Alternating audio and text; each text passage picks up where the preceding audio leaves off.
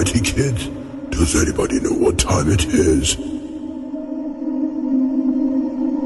It's time for the Pull Up Mine podcast, sir.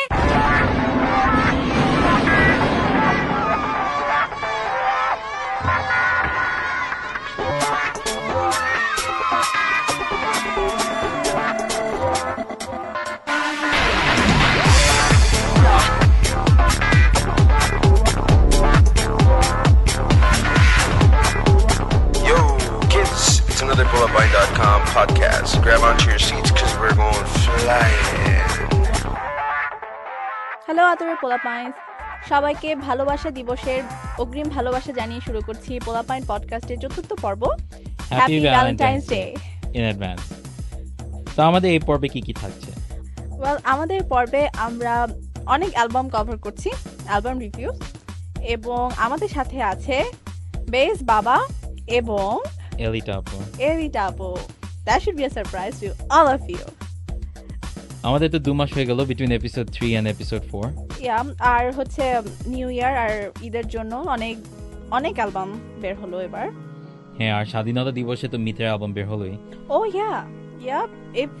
I heard it was a big crowd. ওখানে হায়দার হুসেইন ছিলেন, অর্ণব ছিলেন। So and সবার কাছ থেকে আমি শুনেছি যে ওরা খুব ভালো ফিডব্যাক পেয়েছে এবং গানগুলা অসাধারণ। হ্যাঁ, মানে ডেফিনেটলি একদম অন্যরকম। আর ফিউশন বলতেই মানে ইটস অ্যাবসলিউটলি রাইট, কারণ Yeah. অনেক বিভিন্ন ধাঁচ মিক্স করা। হ্যাঁ, তো আপনারা যারা এখনো শোনেননি, আমরা বলবো যে please go ahead by their album. আর আপনাদের যদি ইচ্ছা হয় আপনি আগে থেকে ডেমো করে নিতে পারবেন আমাদের লিসনিং সেকশনে। তো মিথ ছাড়া তো এবার আরো কিছু অ্যালবাম বের হয়েছে। Yep, অনেক বের হচ্ছে, কিছু ভালো, কিছু সেমাই ভালো এবং কিছু ডাউনরাইট ফালতু পচা। Well, you know, the industry tries, তাই না? Oh, well. আর আমরা আগে থেকে বলছি যে সবার টেস্ট আর আমাদের মতো না, তো আমাদের যেটা ভালো লাগে না এটা আপনাদের ভালো লাগবে। ভালো লাগতেও পারে, তো আমরা সেফ সাইডে থাকতে চাই। Alright, having said that, Fuad ভাইয়ের বের হলো ভেরিয়েশন 25.2, যেটা প্রথম গানটাই এখন হলো কানিজ সুবর্ণার, মো এবং বিশপের সোনা বন্ধু। এবং ওইটার যেমন একদম স্টার্টিং এ আছে ইটস অ্যানাদার ফুয়াদ প্রোডাকশন। যদিও মানে আমাদের ফোরামে গেলে আপনারা দেখবেন যে অনেকেই সাজেস্ট করছে যে it should have been it's another variation 25। Production or something. তো এছাড়া তো আমাদের আরো জাস্ট 2টা এক্সট্রা সং আছে। ও ইয়া, যেটা মেনশন করতেই হয় সেটা হচ্ছে বিদ্রোহী ফিচারিং রাহাত ভাই, ফুয়াদ ভাইয়ের বড় ভাই। তো আমরা আগে যে আবৃত্তি যেগুলো আমরা শুনছি, যেমন ওগুলি যেমন তাল চেঞ্জ হয় না, কিন্তু এখানে বিদ্রোহী যেটা করছে যে কিছু একদম খুবই পুরো দমে আগায় চলে। আর তো রাহাত ভাইয়ের intro, you can feel it in your blood, যে আবৃত্তি মানে আমি বিদ্রোহী রণক্লান্ত, আমি সেই দিন হব ক্ষান্ত, like you can feel it, you can feel the rush. আর ইয়া, হোয়াটস উইথ হিজ হাসি, লাইক এটা ওটা সিগনেচার হাসি হয়ে গেছে। হ্যাঁ, আমাদের মানে নেক্সট টাইম যদি আমরা ডাকি রাহাত ভাইকে আমাদের পডকাস্টে, তখন আমাদের ডেফিনেটলি বলতে হবে যে ভাইয়া হাই হ্যালো দরকার নাই, জাস্ট মু হা হা হা দিলেই হবে। তো এছাড়া আমাদের লাস্ট যে ট্র্যাকটা আছে সেটা হচ্ছে অশনি সংকেত, এবং ওখানে আমরা যেটা জানলাম ফোরামে, যেটা আমরা আগে জানতাম না, আমাদেরকে কাজী ভাই এসে পার্সোনালি বললো যে সে অ্যাকচুয়ালি গানটা গায়নি। গানটা I have nothing to do with this song. I don't know where my name comes from. হ্যাঁ, এবং মানে এটা মানে প্রিন্টিং মিস্টেক হয়ে মানে এরকম ভাবে হলো যে অ্যাকচুয়ালি গানটা গাওয়া হলো রাজীব রহমান, আমরা যা জানি। এবং মানে ওই প্রিন্টিং মিস্টেকে মানে আরো যেরকম যেগুলি মানে ফুয়াদ ভাইও জানে না, যেমন টনি আপার আসল নাম ইউজ করা হয়েছে জাকিরা। তো মানে ওইটা মানে 2 সপ্তাহ ধরে ফুয়াদ ভাই লাইক হুজ জাকিরা, আমরা কি কাকে ক্রেডিট দিলাম এই গানটাতে, মানে একদম বিধিকিচ্ছির অবস্থা। যার জন্য আমরা জানি এখন বন্যর প্রোডাকশন তো ঠিক না, বন্যর প্রোডাকশন শেষ, কিন্তু রিলিজ পিছায় গেল। Yeah, এটা হবে ফেব্রুয়ারিতে। হ্যাঁ, Well, শিয়াল ভাই, you win. আপনি চেয়েছিলেন যে এটা যেন হ্যাঁ, আমি বারবার বললাম ভ্যালেন্টাইন্স ডে মানে এমন সুন্দর একটা ডেট, বন্য ফাইট হওয়ার জন্য the perfect day, right? You win. ওইটাই। ওকে, প্রিন্টিং মিস্টেকের কথা যখন আসলোই, আমার মনে হয় যে আষাঢ় শ্রাবণ অ্যালবামেও কিন্তু প্রিন্টিং মিস্টেক হয়েছে একটা। হ্যাঁ, কিন্তু এটা তো ডিজে রাহাতেরই। No, আসলে অ্যাকচুয়ালি প্রিন্টিং মিস্টেকটা কিন্তু ওইখানে, it was suppose to be DJ Bahat, but বয়ের নিচে ফোঁটা পড়ে হয়ে গেছে রাহাত। সো আমরা এখনো ডিজে রাহাতের সেকেন্ড অ্যালবামের জন্য ওয়েট করতেছি। তাহলে Yeah, you can say that because আপনি যদি এই অ্যালবামের গানগুলো যদি শুনে থাকেন আপনার মনেই হবে যে সবগুলো গানের মধ্যেই বাহাতের কারসাজি আছে। ওয়েল আমি তো জাস্ট টেনে টেনে শুনলাম, আমার মধ্যে এর মধ্যে জাস্ট একটা গানই শুনলাম যেটা হলো ভালোবাসা নীলমহলে। Oh, let me tell you about that. ভালোবাসা নির্মহলে গানটা করেছেন Fahmida Nabi and guess what? কি এই গানটা অ্যাকচুয়ালি একটা রাশিয়ান সং। ও ওয়াও, মানে পুরো ইন্ট্রোটার মতো, ইন্ট্রোটা যেমন সে একটা ইংরেজি টিউন টুইক করে ইউজ করে তারপর ইন্ট্রো মানে 7 মিনিট লং ইন্ট্রো, মানে যেটা লাইক ওয়ার্ল্ড রেকর্ড হবে, মানে এত লম্বা ইন্ট্রো ট্র্যাক, তাও কি আবার মানে it's not like it's changing, এটা একই জিনিসটাই জাস্ট লুপে, আর মানে মানে এমন proud say, welcome to a world of his own. Well, guess what? আমার অনেক ফেভারিট গানগুলো যেমন পার্থ বড়ুয়ার বাঁশি শুনে আর কাজ নাই, গানটার পুরা মানে যেই ভাব, যে মানে পুরা মুডটাই উনি চেঞ্জ করে দিয়েছেন বিকজ অফ হিজ ফেমাস বাহাতি। সো আমাদের আর কিছু বলার নাই। So let's move on to the next album তাহলে। নেক্সট অ্যালবাম আসছে আমাদের শাফিন আহমেদের ভাইরাস। আপনি কি শুনেছেন? না, আমার অ্যাকচুয়ালি ওটা শোনা হয়নি, সো বলো আমাকে তোমার কেমন লাগলো, আমার কোনো চান্স পাইনি এটা। ওয়েল, কেমন লাগলো এটার দু ধরনের অ্যান্সার আছে, একটা হচ্ছে দেখতে কেমন লাগলো, একটা হচ্ছে শুনতে কেমন লাগলো। আচ্ছা দেখতে দিয়ে শুরু করেন। দেখতে কি আর বলবো, লাল মোজা জামকেট। ওই যে ফোরামে যেটা বললো, আমাদের বস যেটা বলেছেন যে totally new look for our Miles Shafin Ahmed. Well কিন্তু এটা তো it's a totally new concept, তাই না? কারণ এটা হলো তার first hip hop production. Oh yeah, and guess what? He did that all right. I mean, আচ্ছা, যেটা আর বলতে চাচ্ছিলাম, আউটফিট নিয়ে আমরা কিছু বলবো না, এটা ফোরামে এনাফ বলা হয়েছে। জাস্ট আমরা বলতে চাই যে it's not the Shafin Ahmed we knew before, and the new outfit উনি যে নিয়ে এসছেন, we are not really happy with that either. আর শুনতে কেমন লাগলো? আচ্ছা, একটা গান শুনলাম সেদিন, কি যেন শুনলাম, ওয়াকিং থ্রু দ্য ধান খেতে শীতের সকালে পিঠা খেতে খেতে ভাবি তোমাকে। ওকে, এটা হিপ হপ ডাকের I guess. I guess. Well, he tried all right. He did. Well, আমার পুরো অ্যালবামের মধ্যে আমার একটা গান আমার ভালো লেগেছে, সেটা হচ্ছে তোমার পরশ, যে গানটার মধ্যে মাইলসের টাচ আছে। এখন আমার কাছে যেটা মনে হয় যে মাইলস সোলস, মানে যারা একসময় আমাদের বাংলা মিউজিকে রক, ব্যান্ড রক যেগুলো নিয়ে এসছেন, আমার মনে হয় যে they became pop. They pretty much do pop these days. So তোমার পরশ একটা মাত্র ডিসেন্ট গান in the whole album. It has that touch, Miles touch. If you just listen to it, it'll be like, okay, this is another Miles song. এছাড়া তো তাহলে আমাদের আর কিছু বলার নেই শাফিন আহমেদের ভাইরাসের ব্যাপারে। আমাদের কিছু বলার নাই, ভাইরাস আসলেই একটা ভাইরাস, আমাদের ভাইরাসের মতো ছড়ানোর কোনো চান্স নেই এই অ্যালবামটা। আচ্ছা, তাহলে আর কি আছে তাহলে? তাহসানের ইচ্ছা, yeah sure, মানে it's like a big release. সব তাহসানের ফ্যানরা আসবে আপনাকে পিটাতে। Well, আমি কি বলবো, আমি অ্যাকচুয়ালি শুনি না, আমি জাস্ট যা জানি যে এখানে তো ওর ওয়াইফের মানে মিথিলার প্রেজেন্স আছে, ওর কয়েকটা ট্র্যাক করলো ওর সাথে, এবং আমার মতে ও যে গানগুলো করছে সেগুলাই একমাত্র decent songs in the whole album. কারণ অনেস্টলি মানে তাহসানের অ্যালবাম বের হলো আমরা জানি না, সিরিয়াসলি আমরা নাম পর্যন্ত জানি না, কি ইচ্ছে না বৃষ্টিতে অ্যালবামের নাম কি, আচ্ছা দেখা যাক, সব খোঁজ পড়ে গেল, কি অ্যালবাম, তাহসানের অ্যালবাম বের হয়ে গেছে। কিন্তু মানে মিথিলার সাথে সে আগেও তো করলো, রাইট? সে যে প্রথম অ্যালবামে গানটা ছিল, কথোপকথনে বিত্তালপনা করেছে, it was really a nice song. আর তো ওই তুলনায় নতুন অ্যালবাম আসলে to be honest, I mean Tahsan, আমি নিজে পার্সোনালি তাহসানের একজন ফ্যান বলা যায়, well not anymore I guess, but না, তাহসানের গান আমার ভালো লাগতো, মানে ভালো লাগে, I like his style, but এই album was really disappointing for me. তাহসানের typical, I think Tahsan needs some change, and to be honest আমি আর এই নিয়ে কথা বলতে চাই না। আচ্ছা, তাহলে চলো আমরা সুমনা নর্থ টুর ব্যাপারে কথা বলি, রাইট? অ্যালবামের নামটা জানি কি? বোকা মানুষ। বোকা মানুষটা তো বোকা মানুষটা তো বের হয় নাই as far as we know কিন্তু sometime But it was বের হওয়ার a- কথা এই মাসে yeah. right Well, it's supposed to be a solo album for him.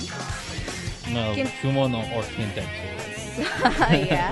Well, আমরা যতদূর জানি যে এখানে 18টি গানের মধ্যে প্রমিনেন্ট যারা আর্টিস্ট এখন নিউ জেনারেশনের, যেমন এলিটা, জন, তাসান, তিনি সহ আরো 16 জন নতুন নতুন মিসকে উনি ইন্ট্রোডিউস করবে, এবং আমাদের আনিলা ফুয়াদ ভাইয়ের যে ফুয়াদ আমরা ভাই।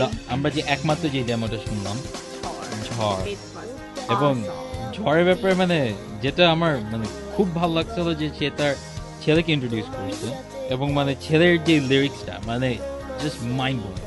যেমন লিরিক্সটাতে কি বলে, সে বলে যে আয়নার দিকে তাকিয়ে আমি যখন নিজের মুখটা দেখি এখনো যে ভেসে আসে তোমারই প্রতিচ্ছবি। মানে জাস্ট ছেলেকে দিয়ে গাওয়ানোর জন্য it just became amazing.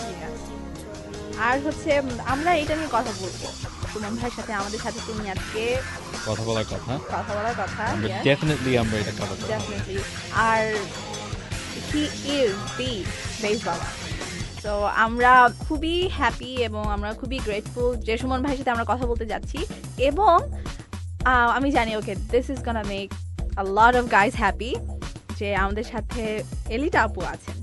In fact আমাদের সাথে এখনই আমাদের এলিটা আপুর সাথে কথা বলার কথা। অলরাইট।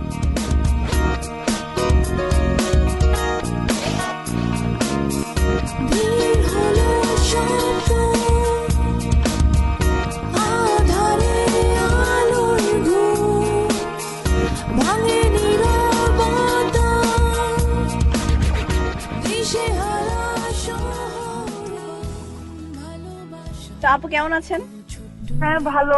আপনারা কেমন আছেন এবং আপনাদের ইন্ট্রোডাকশন একটু দিবেন? Well, আমার নাম হলো শিয়াল আর মায়া পান। And you guys are calling from where exactly? polapine.com. This is really exciting. No one has ever interviewed me all the way from the United States. হ্যাঁ আমরা we're trying to break barriers and all that. That's great. And I've heard আর আপু আমরা তো polopine.com. I've been to the website and it's very interesting. আমাকে সবাই সবসময় বলে polopine.com এর ব্যাপারে। Oh, we're that popular? oh really? You're very popular in Dhaka. oh thank you. So আপু তাহলে আপনি ওইটা দিয়ে শুরু করেন, আমাদেরকে বলেন how popular we are. You guys are polopine.com. Actually, the name says it all. হ্যাঁ, মানে polopine টাইপের দুষ্ট হ্যাঁ টাইপ, ওইটাই মানে মাইন্ডে আসে প্রথম polopine.com। এটা কোন বেশি নাম, এরকম একটা অ্যাটিটিউড আর কি আছে। But once a visit the website, ওরা দেখা যায় মানে দুনিয়ার সবকিছুই এখানে আছে। মানে আপনাদের ডেটাবেসটা ইজ মারাত্মক, খুবই স্ট্রং। thank you. ভালোই। আই থিঙ্ক ইটস বাইরে যারা থাকেন বাংলাদেশি যারা, ওরা ওদের তো অ্যাক্সেস অনেক কম। তো polopine.com, I think you guys should start a business or something. I mean, you should really make the না আমাদের যেটা হলো যে we like it being non-profit. Exactly. আর সেটাই হচ্ছে আমাদের আইডিয়া যে আমরা যারা বাংলাদেশি নেই, আমরা যারা গান শুনতে পারি না, অ্যালবাম গুলা পাই না, এটা বেসিক্যালি আমাদের জন্যই। So we believe in sharing, not profit আমরা মেক করতে চাই না। That's great, and as long as you can, hold on to this, I think it would be খুবই ভালো। Thank you very much. আর আপু আমরা কি বলবো আর আপনাকে, you are so popular, like আমরা সবাই মানে আপনার ভয়েসের জন্য ফার্স্ট অফ অল আমরা ফ্যান, তারপর রাগা দেন কামস, তো সবকিছু মিলিয়ে আচ্ছা রাগে তো ওনার ভয়েস নেই। on. I meant, don't listen to him. Stop doing that. No, মানে আপনার আগে ফার্স্টে হচ্ছে আমরা সেই ব্যাপারে আস্তে আস্তে আসি। সো ফার্স্টে আমরা শুরু করি। তো আপু এলিটা নামটার অর্থ কি, আগে আমাকে সেটা ফার্স্টে বলেন। আমার নাম Elita. I think, it's not even a name. আমার মনে হয় it's my dad just coined it up probably when I was born. It basically comes from the word elite. আচ্ছা আচ্ছা আচ্ছা And I guess my dad likes to play with words probably. He's an English professor and he's always liked to play with words. তাই আমার নাম probably Elita রেখেছে. That's the only reason I can find. Otherwise, you won't find it in any dictionary. কোনো নামের বইতে পাবেন না। This is totally এই জন্য তো এত uncommon, just like your voice. But yes, if you do visit elita.com. You have to be 18 and above because it's a very famous lingerie store in. Yes, it's very embarrassing for me because my male friends are always very excited. সবসময় এখানে আমাকে জিনিস নিখো চায়। তো আপনার music জগতে আপনার start আমি বাংলাদেশে এসেছি 2001 এর ফলে, that is like সেপ্টেম্বরে, and I basically came to start college. ওখানে I joined in fall 2001 আর এসেই সঙ্গে সঙ্গে I got involved in the cultural যে সেকশন, মানে কালচারাল যে পার্টটা আছে। আর আমাদের north south university is very strong. আমাদের থিয়েটার, আমাদের গান বাজনা এন্ড এভরিথিং, কবিতা আবৃত্তি, এগুলোর জন্য আলাদা আলাদা ক্লাবস আছে আমাদের। এগুলোতে যখন আমি ইনভলভ হয়ে গেছি, ইনফ্যাক্ট আমাদের যারা এখন যারা উঠে আসছে, I don't know if you've heard of the band Yatri, জিতপু, তারপর ইমরান, এরা কিন্তু সবাই আমাদের এই সাংস্কৃতিক সংগঠন বলে একটা ক্লাব আছে আমাদের ইউনিভার্সিটিতে, ওখান থেকে উঠে আসে, ওখান থেকে আমরা আসলে স্টার্ট করেছি। তপু তো ওর গানগুলো আমাদের সামনেই বসে বসে বানিয়েছে এরকম। তো আমার ওই সময় যে ব্ল্যাকের ড্রামার টনি ভাইয়া, আচ্ছা, টনি ভাইয়া ওই সময় was one of the senior members of সাংস্কৃতিক সংগঠন এবং আমাদের থিয়েটার ক্লাব। আমি দুটাই মেম্বার, ওই সময় I was junior member। তখন উনি এসে আমাকে বললেন যে এরকম ব্ল্যাক বলে একটা ব্যান্ড আছে, আর আমরা আমাদের ফার্স্ট অ্যালবামে কাজ করছি, একটা গান we want to do a little bit of মানে একটু ডিফারেন্ট করে করতে চাচ্ছি, তোমার মানে একটা মেয়ের ভয়েসে, তুমি কি করবা? আমি আসলে তখন কিছু বুঝি নাই। আমি ওই I was totally new to everything. I was getting a culture shock. I came from the Middle East. I grew up in the Middle East and everything, and I came and I'm সব জায়গায় সব খাচ্ছি বাংলাদেশে। I was a fat girl with glasses. তো তখন আমি বললাম why not, you know? তারপর দেখি সত্যি ফোন দিয়েছে, বলছে যে আসো, ভয়েস দিয়ে যাও। প্রথমে মনে হয় একটা প্র্যাকটিস করেছিলাম and I stuck big time. তারপর গিয়ে ভয়েস দিলাম, and then after a week or two আমি দেখলাম যে oh my god, you know, এটা খুবই popular, huge popular, yeah. the first album ওইভাবেই বেসিক্যালি এন্টার করা। তারপর আমরা যতদূর জানি যে আপনি কাজ শুরু করলেন যে ওয়াটসন ব্রাদার্স এর সাথে রঙে, তারপর ব্ল্যাকের যে সেকেন্ড যে অ্যালবামটা উৎসবের পর, ওখানেও আপনি ভয়েস দিলেন, তাই না? অ্যাকচুয়ালি কি হয়েছে, হ্যাঁ অ্যাকচুয়ালি জিনিসটা ইউর অ্যাবসলিউটলি রাইট। অ্যাকচুয়ালি কি হয়েছে যে এখানে ইউনো আপনার ব্ল্যাক বলেন, আর্টসেল, ওয়াটসন ব্রাদার্স, এরা সবাই না ফ্রেন্ড, মানে everyone knows everybody, মানে একই সিনের মানুষজন এরা। তো ওই সময় হয়তো ফিমেল ভোকালস আমি একবার করেছি ব্ল্যাকে ফার্স্ট অ্যালবামে, তখন ইমিডিয়েটলি ওয়াটসন ব্রাদার বললো যে আচ্ছা ঠিক আছে ফাইন, না আমাদের এখানে একটা মেয়ে ভয়েস চাচ্ছি। তখন ওরা আমাকে বললো আমি করবো না, কেন? আমি তো ঠিক আছে ফাইন। আর ব্ল্যাকের সাথে তখন একটা মানে রিলিজিয়াসলি আমি I would like sort of even মানে থ্রেট, মানে ওদেরকে থ্রেট করতাম আমি যে what do you mean, তো আপনাদের আরো হচ্ছে আমি নিবেন না, এটা কি হয়? মানে এটা অসম্ভব। তো ওখানে হয়তো ওরা আমাকে আরো গান ইনভলভ করে। আর আপনিও তো ওদের সাথেও তো কনসার্টে পারফর্ম করতেন, তাই না? হ্যাঁ হ্যাঁ, আমার প্রথম কনসার্ট গুলো মানে দেখা, আবার আমি জীবনে কোনো কনসার্ট দেখি নাই। হ্যাঁ, আমার প্রথম কনসার্ট হচ্ছে বেসিক্যালি পারফর্ম করা। এটা আমার খুব মজা লাগে যে আমি কখনো কোনো concert as an audience experience করি নাই। My first concert was always as a performer. That's amazing. Concerts in Dhaka. আমার এটা আমার খুব মজা লেগেছে। সো আপনি ছোটকালে মানে অবশ্যই গান শিখেছেন, তাই না? সো আপনার ছোটবেলার গানটা কিভাবে শুরু, মানে কার অনুপ্রেরণা, কিভাবে? আনফরচুনেটলি আমি গান শিখি নাই কখনো। গান শেখা ইন দ্য সেন্স যে একটা ট্রেনিং যেটাকে বলে, ওই ট্রেনিংটা আমার নাই, and it's very unfortunate. This is something that I will not encourage everyone. সবারই যাদের গানের প্রতি একটা ইচ্ছা আছে, they should learn how to sing. But আমার ফ্যামিলিতে লাইক আমার বাবা মা ওরা গান খুব পছন্দ করে। ইনফ্যাক্ট আমার মা গান করতেন। আমরা যেখানে থাকতাম ওখানে সব কমিউনিটি প্রোগ্রাম হতো, right from the early 80s। My mom was always involved in all the cultural programs, গান স্পেশালি রবীন্দ্রসঙ্গীত। তো আমরা যখন ঘুমাতে যেতাম, লং ড্রাইভে যেতাম, স্কুলে যেতাম, স্কুল থেকে আসতাম, ছোটবেলায় বাধ্য হয়ে আমাদের রবীন্দ্রসঙ্গীত শুনতে হতো, because my parents are like big fans of Rabindrasangeet. So তখন কি আপনার গাড়িতে শুনতে শুনতে তারপর ওর সাথে কি গেতেও হতো? See, when you are interested in something, say you're অনেক বাচ্চারা আছে না যারা স্পোর্টসের দিকে অনেক জি। ইনফ্লুয়েন্স থাকে বা পার্টিকুলার কোনো একটা আর্ট দিকে ইনফ্লুয়েন্স থাকে, এটা যদি ন্যাচারালি থাকে, এটা যদি আল্লাহ দিয়ে দেয় আপনাদের মধ্যে, এন্ড আর বাইরে যদি এটা আপনি যদি এক্সপিরিয়েন্স করেন, ইটস লাইক বুঝছেন? তো মানে আমরা সবসময় শুনতে হতো, মানে ঘুমানোর সময় শুনতাম, মানে এরকম অবস্থা। ঘুম যাচ্ছি, আম্মু হয়তো ছেড়ে দিল রেকর্ড, ছেড়ে দিল রবীন্দ্রসঙ্গীত, মানে এইসব রবীন্দ্রসঙ্গীত গুলো অনেক শুনতে বড় হয়েছে। এন্ড দেন প্লাস ওখানে আমরা অনেক রকম কমিউনিটি প্রোগ্রাম করতাম, স্কুলে প্রোগ্রাম করতাম।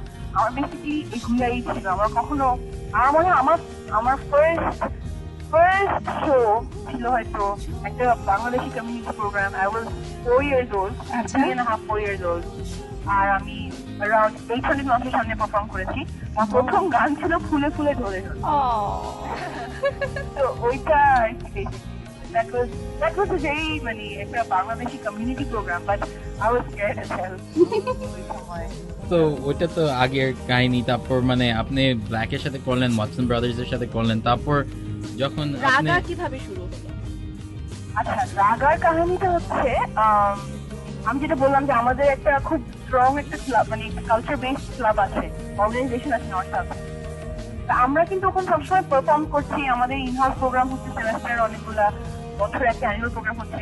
তো আমাদেরকে সবাই দেখছে, ওরা জানে চেহারা চিনে, জানে এই মেয়েটা তো ওই গানটা গাইলো বা এই ছেলেটা তো এইটা পারফর্ম করলো, এভাবে সবাই সবাইকে চিনতো। তো ওই সময় আশিক ভাইয়া উনি এমনি অনেক বছর ধরে গান টান কম্পোজ করতেন, এক্সপেরিমেন্ট করতেন। তখন উনি আমাকে এসে বললো কি, এলিটা আমার একটা গান আছে, তুমি একটু যদি এটাতে ভয়েস দিতে পারো আমার জন্য ভালো হয়। আমি ওনার বাসায় গিয়ে কিছুদিন করলাম। আচ্ছা, তারপর আমরা জাস্ট ওই গানটাই উই ওয়েন্ট টু বালাম ভাই, ওয়ারফেজের যে বালাম ভাই আছেন, জি। উনি আবার মোটামুটি আশিক ভাইয়ের সাথে খুব close ছিলেন। We asked him to help us out. এটা কোন গানটা? This is কোথায় গানটা, যে হঠাৎ দুজনে ও আচ্ছা আপু, আমি শুনেছি এই গানে নাকি হচ্ছে হাবিবেরও নাকি একটু টাচ আছে। হ্যাঁ, I was just coming to that. ওই সময় আচ্ছা। হাবিব ভাইয়ের মনে হয় কৃষ্ণ অ্যালবামটা মাত্র রিলিজ হয়েছে, ওনার যে স্টুডিও ধানমন্ডিতে, ওটাতে দেওয়াল টপকায় জায়গা হয়। আমি লিটারালি আমরা দেওয়াল টপকায় গেছি। I still remember. আমরা actually we climbed the wall, মানে wall climb করে we had to get to the studio. It was a very small একটা স্টুডিও তখন। ওই সময় he wasn't the hotshot Habib তখন, but you know, although he was a wonderful assistant. Oh, definitely. So after we met বালাম ভাই, আমরা হাবিব ভাইয়ের কাছে গেলাম, বালাম ভাই নিয়ে গেছে ওনার স্টুডিও রেকর্ডিং, ওনার অ্যারেঞ্জমেন্ট, ওনার আর বালাম ভাই মিলে আর কি। তো ওই গানটা করা হয়েছে। ওই গানটা বেসিক্যালি করা হয়েছে বিকজ আশিক ভাইয়ের শখ বলে। ওটা কোনো প্ল্যান ছিল না যে এটা আমরা রিলিজ করবো বা কিছু করবো। But then after we did the song, I was like, Ashiq ভাই চলেন আমরা আরো কিছু করি গান, আপনার তো অনেক গান আছে। তো এইভাবে ইমরান, ও নর্থ সাউথ ইউনিভার্সিটি, ও নাফিন আমাদের ড্রামার, ওরা দুজন সবসময় ছিল আমাদের সাথে। তারপর we picked একজন বেসিস্ট, শামস ভাই, জয়, he's also from North South University, artist. তারপর we started this, you know, project kind of a thing which turned out to be like a band and everything. Why the name Raga? আচ্ছা, why the name Raga? Basically, দুরকম answer আছে। Philosophical তো তোমরা সত্যি দিয়ে বুঝতে পারছি। আপনি দুইটাই দিয়ে আপনি দেন। দুইটাই দিয়ে দেন। আচ্ছা, আমি বলি, when we were working on the project, আমরা কিন্তু এটা কাজ করেছি বালাম ভাইয়ের স্টুডিওতে।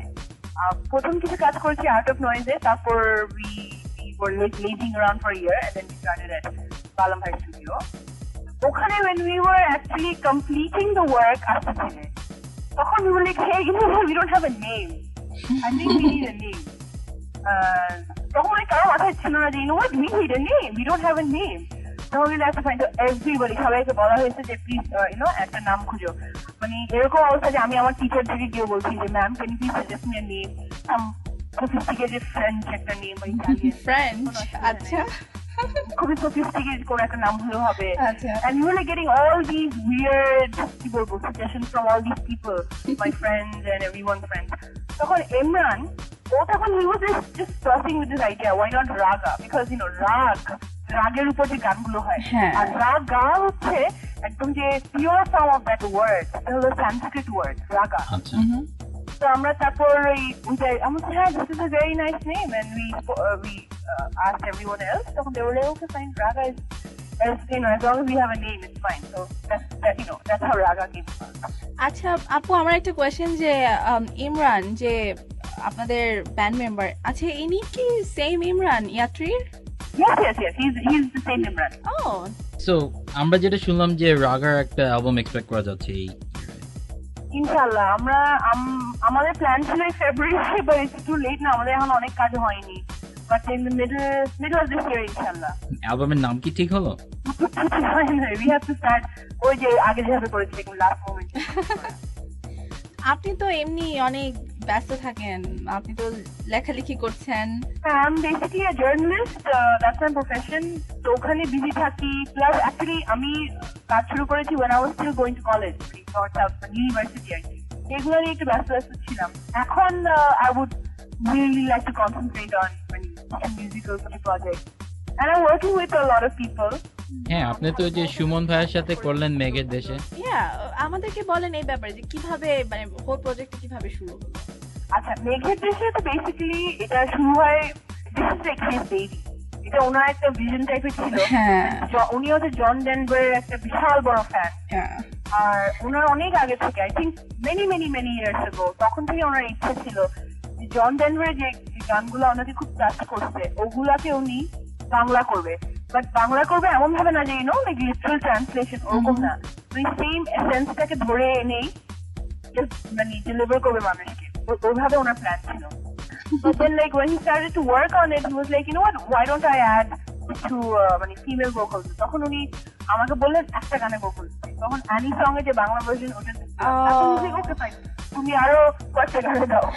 আপু হয়তো বা ভালোবাসা মেঘের দেশে তোমার জন্য গানগুলো মানে অদ্ভুত সুন্দর and you know what hats off to Suman ভাই জুয়েল ভাই আরো কয়েকজন মিউজিশিয়ানস আমরা তো ভাই খালি ভোকালস দিয়েছি but these people work মানে like anything night after night trying to fix everything আর এগুলো কিন্তু সবই সুমন ভাইয়ের মানে হ্যাঁ তা তো অবশ্যই thinking everything।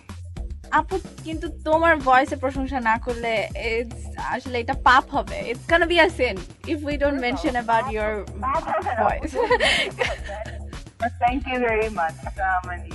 It feels nice to know that I'm being appreciated even in the United States. Oh, it's all over the world. The world. মানে যেখানে যারা বাংলা গান যারা শুনছে এখনকার মানে amazing you have no idea Oh yeah I mean Australia England France মানে আমাদের Canada member আছে so like and everybody knows like Elita's vocals I mean it's right. just seriously okay I mean that's really cool I mean I'm going to imagine idea like অবস্থা definitely আর আমার মনে হয় যে মানে মেয়েদেরকে যে ব্যান্ডে রাখলে যে সেটা যে মানে ট্রু ব্যান্ড হয় না আমার মনে হয় যে রাগা তারপর বাংলা মানে এই টাইপের ব্যান্ডগুলো আমার মনে হয় যে সেই মানে ওল্ড চিন্তা ভাবনাটাকে ভেঙে দিচ্ছে। হ্যাঁ অ্যাকচুয়ালি ওটা না যে মেয়েদেরকে কোনো ব্যান্ড হবে না তা না ইটস মোর কালচারাল মানে জিনিসটা কি এখনো ইটস ভেরি ডিফিকাল্ট আমি বলছি ইভেন দো আমি সিনে এখন সবাইকে মোটামুটি চিনি চেনা জানা আছে very nice to me but তারপরেও আমি বলবো ইটস ভেরি ভেরি ডিফিকাল্ট আর I would say people who are going on with it, the ladies, the women, hats off to them.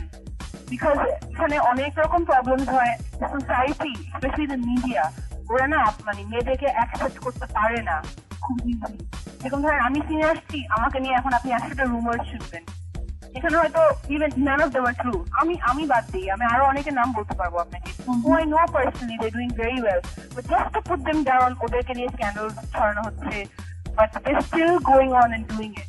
হ্যাঁ কিন্তু মানে it's a part of being a celebrity right Probably part of being a celebrity but celebrities have lives too they have to work and pay their bills. আপু আমার আরেকটা যেটা মনে হয় যে এটা একটা কারণ মানে রুমার্স এর কথা আমি বলছি না আমি বলছি যে টিপিক্যাল যে চিন্তা ভাবনাটা আমার মনে হয় যে এটা একটা বড় কারণ হতে পারে যে মানে মেয়েরা ব্যান্ডে থাকলে তাদের মেইন কাজটা থাকে মানে ভূমিকাটাই হচ্ছে ভোকাল দেয়া হ্যাঁ তো দেখা যাচ্ছে না যে মেয়েরা মানে ইনস্ট্রুমেন্টও বাজাচ্ছে দেখা যাচ্ছে না আচ্ছা একটা মেয়ে সেই মেয়েটা হচ্ছে আমি মানে কিবোর্ডিস্ট কিংবা সে গিটার বাজাচ্ছে মেয়েটা। না, but I would have to disagree এই পয়েন্টে because এখানে কিন্তু I think এই সিনের মধ্যে they are quite they do welcome women with আমি একজনের নাম বলি, ওর নাম ফারিয়া। আচ্ছা। যে আমাদের অ্যালবামে আমাদের সাথে একটা গান গেয়েছে, আমার সাথে একটা গান গেয়েছে, আশা বলে একটা গান আছে। ওর কিন্তু একটা ব্যান্ড আছে duet, and this girl she plays the key, মানে ওর কিবোর্ড খুবই ভালো প্লে করে এবং ওর ভয়েসও অনেক অনেক অনেক অনেক ভালো, মানে অনেক রিয়েলি একদম মানে অন্য লেভেলের actually. So she does play the keys and she does get accepted. And then there's another girl, Fariba, but Laura, basically Laura নামে সবাই চিনে, Bangladesh ব্যান্ডের vocal. She plays the drums, she plays the keys. Really? Or vocal with that. So I Nice. think there should be more girls. Like I shouldn't just stick to vocals, you know. I should probably do something else.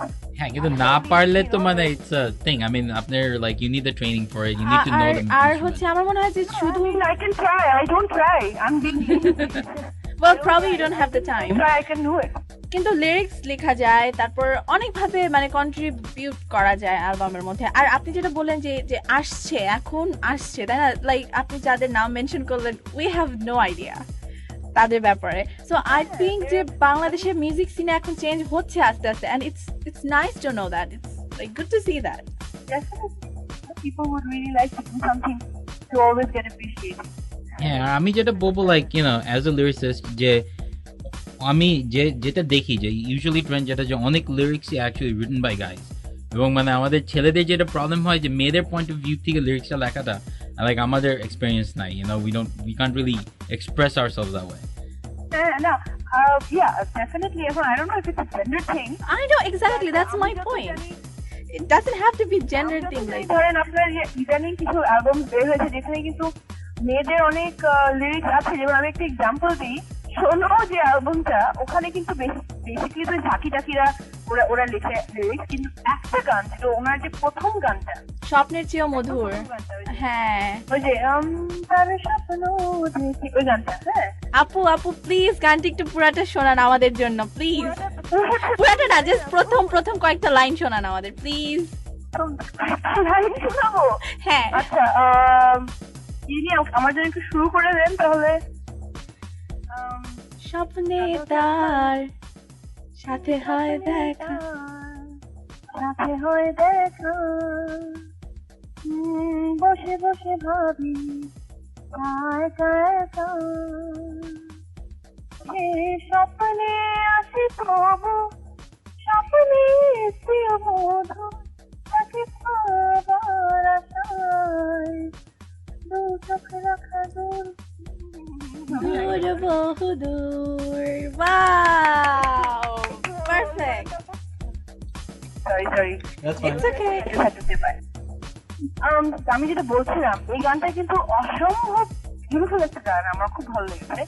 R if you notice এই lyrics গুলো কিন্তু খুব puppy love, you know teenage একটা যে ওইটা, you know who wrote the lyrics? Yeah, we know. The lyrics was written by a 15-year-old girl. Yeah. He's a big fan of Habib Bhai. Habib ভাইকে ও প্রতিদিন হয়তো mail টেল লিখে, চিঠি লেখেন, চিঠিতে ও হাবিব ভাইকে অনেকগুলো লিরিক্স পাঠিয়েছে লিখে, and he's planning to use them. Yeah, he has used them. He used one in this album and he's trying to use them.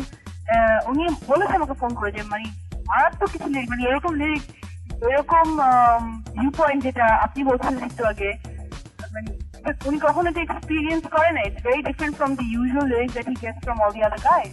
হ্যাঁ আমি ওইটাই বলতেছিলাম যে বেসিক্যালি যে মেয়েরা যদি না লেখে তাহলে মানে মেয়েদের পয়েন্ট অফ ভিউ থেকে জিনিসগুলো ঠিক মতো প্রকাশ করা যায় না।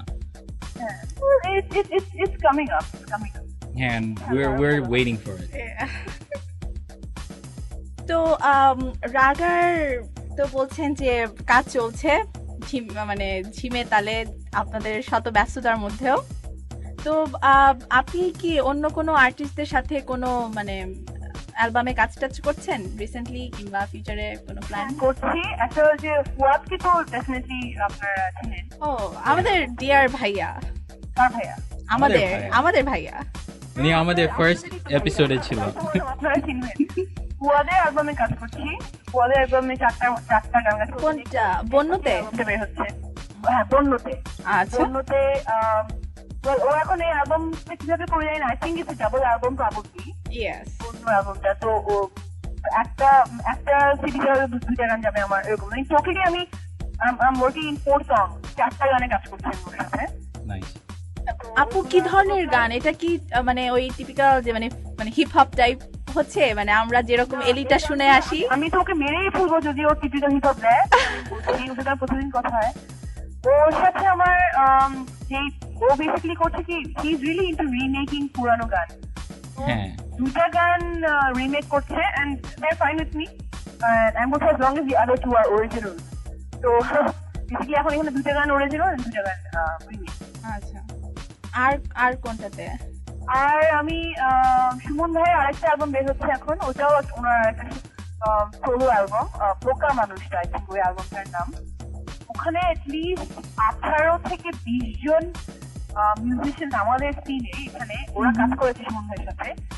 That's the way he actually worked it out. উনি ওখানে অনেকগুলো ভোকাল ইউজ করেছে, তারপর ডিফারেন্ট ডিফারেন্ট গিটারিস্ট ইউজ করেছে। এখানে জুয়েল ভাই কাজ করেছে, পুনো ভাই কাজ করেছে, ভোকালসদের মধ্যে আমি কাজ করেছি, সম্পান্তি আছে না, সম্পান্তি, হ্যাঁ হ্যাঁ হ্যাঁ, উনিও একটা গান গিয়েছে।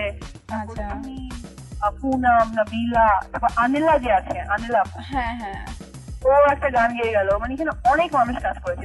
এটা একটা খুব এক্সাইটিং একটা অ্যালবাম হবে। আই হোপ এটা সম্বন্ধে বলবে আপনাকে। অ্যালবাম বলতে এগুলো দিয়ে কাজ করছে। তো আপু আমার এটা মানে one of the last question from me, সেটা হচ্ছে যে আপনি তখন বলছিলেন যে ফার্স্ট আপনার কনসার্টে যাওয়াই হচ্ছে কনসার্টে পারফর্ম করা। তো আপনি মানে মানে স্বাচ্ছন্দ্য বোধ করেন কনসার্টে পারফর্ম করা? মানে আপনি কিরকম লাগে আপনার? আমি কিন্তু অডিয়েন্স রেসপন্সের উপর ডিপেন্ড করে অনেক কিছু করি। আমি কিন্তু 3 বছর থিয়েটার করেছি, north south university theatre club, আমরা ঢাকা ইউনিভার্সিটি থিয়েটার যারা করে ওদের সাথে আমরা কাজ করেছি। আমি 3 বছর থিয়েটার করেছি এবং ওখানে যে ট্রেনিং হয়েছে আমার, ওখান থেকে আমি আমি যেটা দেখেছি অটোমেটিক্যালি আমি অডিয়েন্স রেসপন্সের উপর অনেক অনেক অনেক ভাবে মানে রিঅ্যাক্ট করি, যেটা I never planned on the stage. Sometimes I get mad, sometimes I get really আমি খুবই খুশি হয়ে যায়, আমি লিটারালি লাফাই স্টেজে। Sometimes I get so mad that I start challenging the audience, which is a really bad habit. এরকমও হয়। দেশে গেলে আপনার কনসার্টে যাব দেখতে যে আপনি কিরকম করে লাফান এবং রাগ করলে আপনি কি ধরনের challenge ছোড়েন। Oh my god, I start challenging like, yeah, you know, like come on, you know, like do it to me again. ওই যে মানে যেটা বলে না আপনাকে যে when somebody মানে লাইভ পারফরম্যান্সে আপনার যে একটা এক্সট্রা ইনস্ট্রুমেন্ট থাকে and that's the crowd.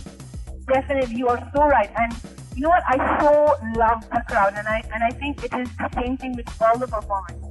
If crowd ke jodi need money, and I think in any concert, audience, the crowd plays the biggest role. এখানে মানে crowd যদি ভালো হয় না, আপনি নিজে পুরাই যাবেন একদম। What you're doing, you're acting or you're singing or you're speaking, যদি এটা ডেফিনেটলি আপনার উপর ডিপেন্ড করে, আপনার ফেশিয়াল এক্সপ্রেশন, আপনার চোখের যেভাবে কথা বলে, ওগুলো সব অনেক কিছু ডিপেন্ড করে। আর আপনি যে প্রশ্ন করেছেন আমি ওইটার আনসার দিই, আমি বুঝছি আপনি এক্স্যাক্টলি কি বলছেন।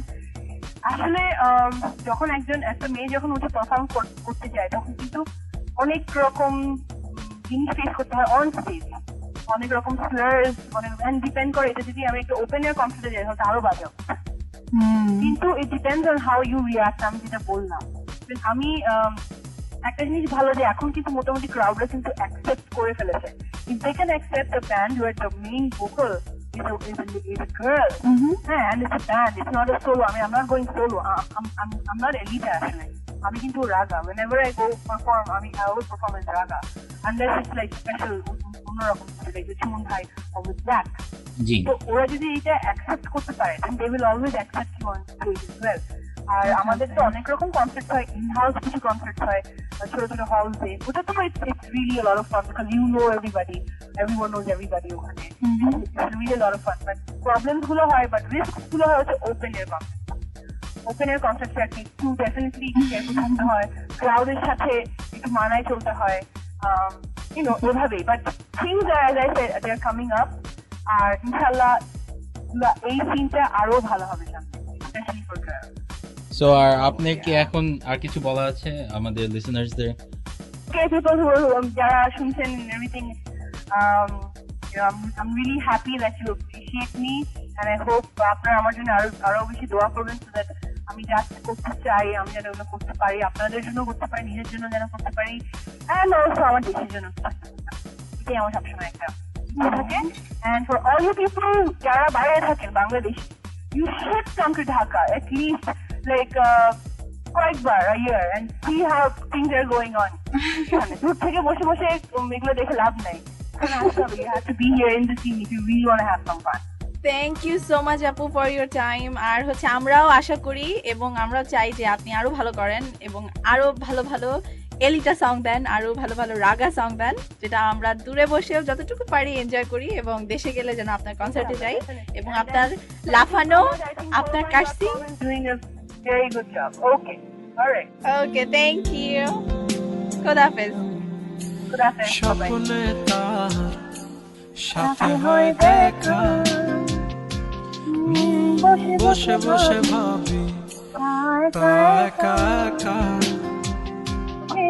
সে স্বপ্নে আসে তবু স্বপ্নে যে মধু তাকে পাওয়ার আশা, তু চোখ রাখা দূর বহু দূর।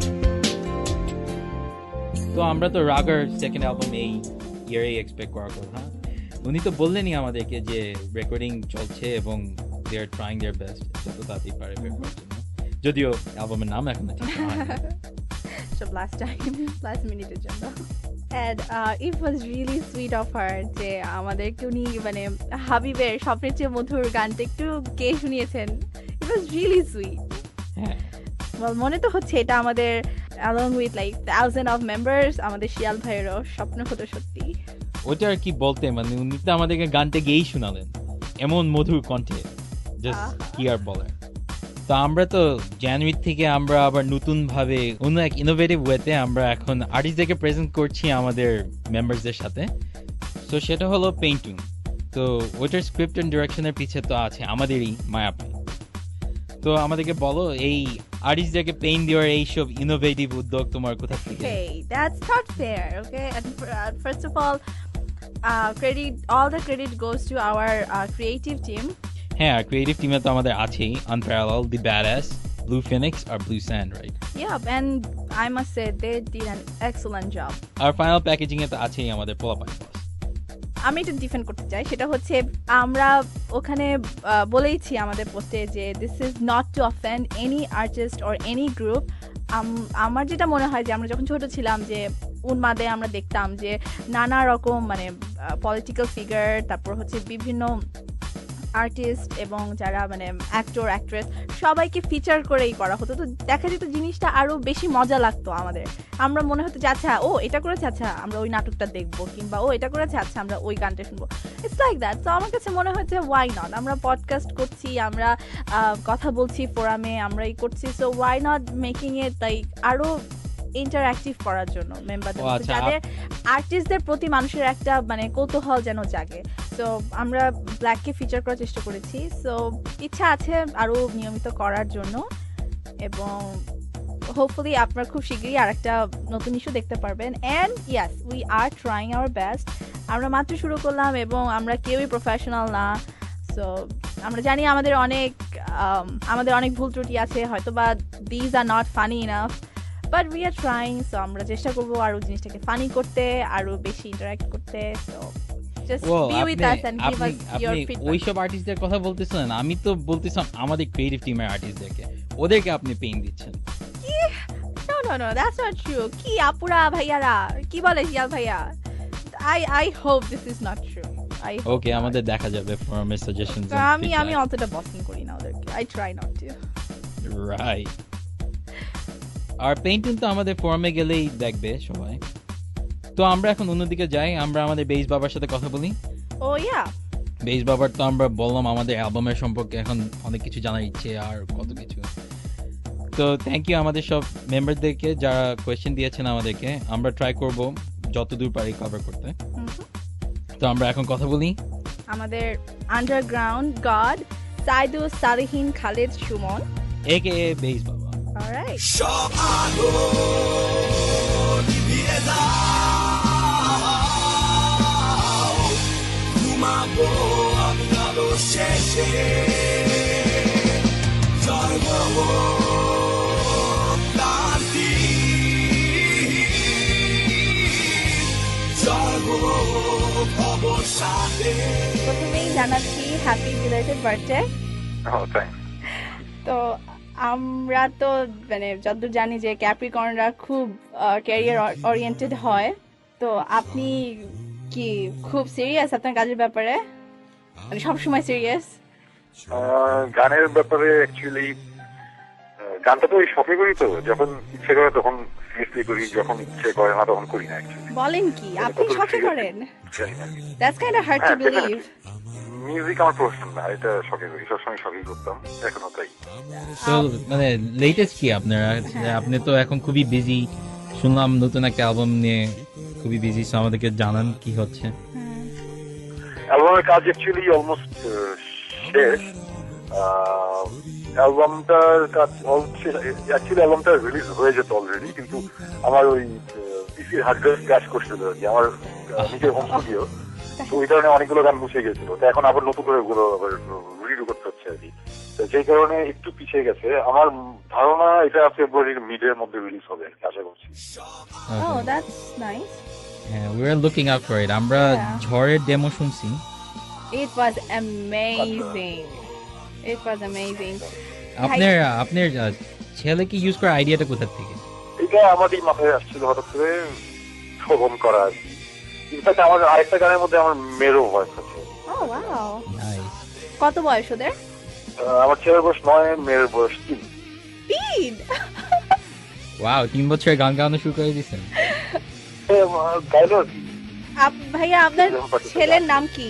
বোধহয় যাচ্ছে বাপ কা বেটা হবে। কি জানি, হতে পারে, নাও হতে পারে। আর আচ্ছা, আমরা সেই ঝড় প্রসঙ্গে আরেকটা কথা বলি, সেটা হচ্ছে যে আপনার ফুয়াদ ভাইয়ের সাথে মানে এটা কিভাবে হলো, মানে পরিচয় কেমন? পরিচয় এবং আপনার এভাবে কিভাবে হলো যে ফুয়াদ ভাই ইজ নাও, আমরা বলতে পারি যে বাংলাদেশের পপ আইকন, তো ব্যান্ড আই মিন রক এর সাথে পপ, মানে হাউ ডিড দ্যাট হ্যাপেন?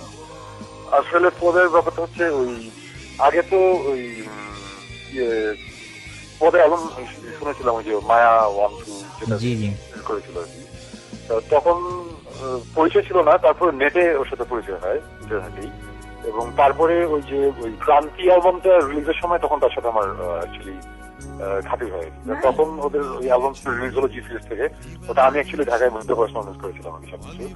তারপর অ্যালবামটা রিলিজ হওয়ার পরে তখন তোমাদের সাথে বসে তখন একদিন ফোনে কথা বললাম যে চলো আমরা দুজন মিলে একটা অ্যালবাম করি, তোমার স্টাইল আমার স্টাইল একটা মিক্স করে একটা কিছু করা হয়।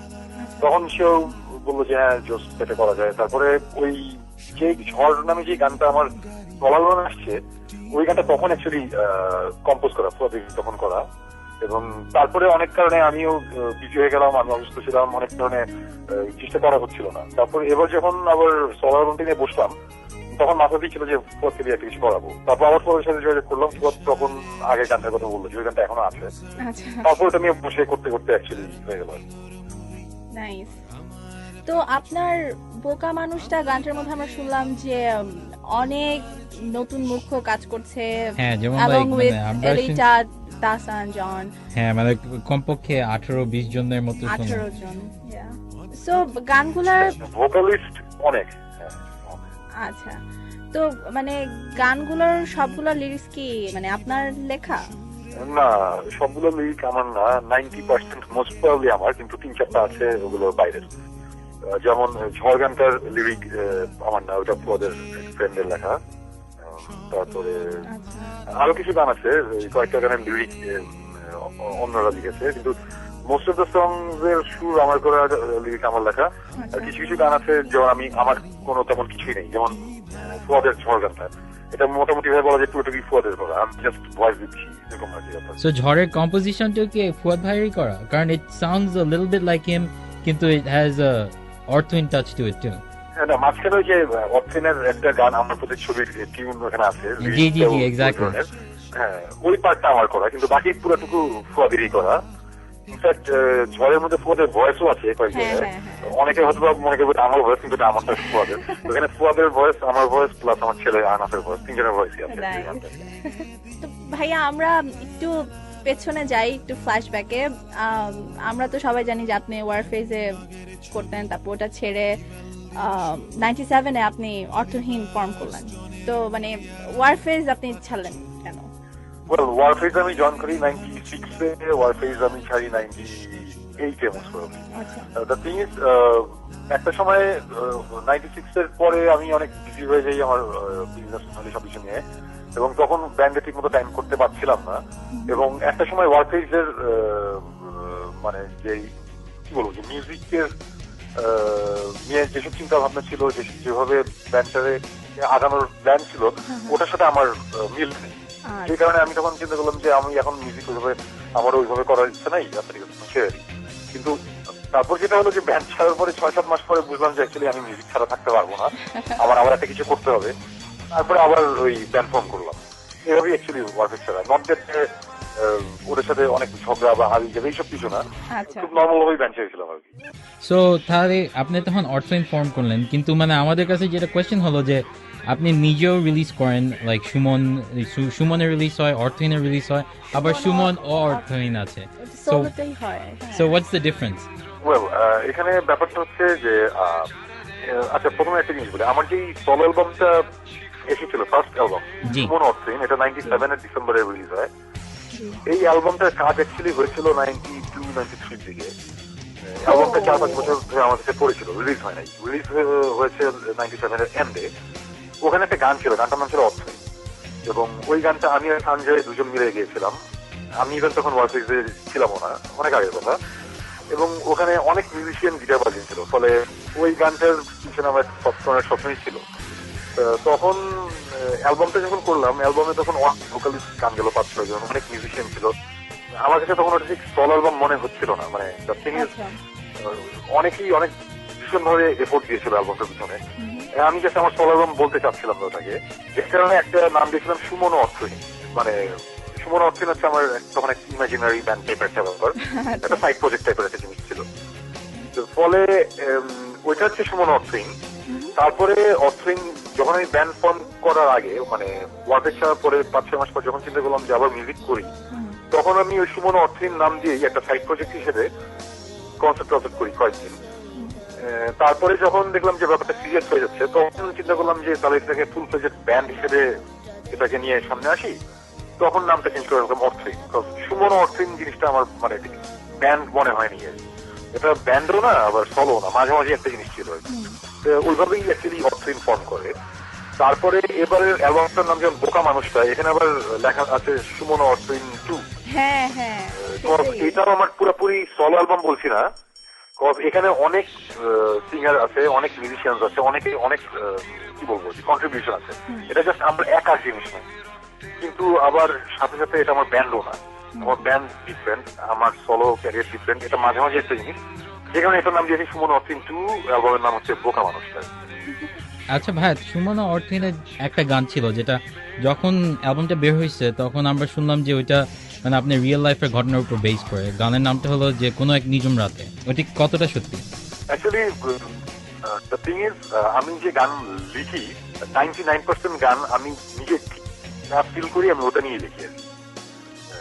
দ্য থিং ইজ, সবকিছু আমি আমার গানের কথা বা ওয়ার্ড এগুলো খুব সিম্পল হয়, খুব কিন্তু কথাগুলো ডিরেক্ট না, ইনডিরেক্টলি আমি বলি।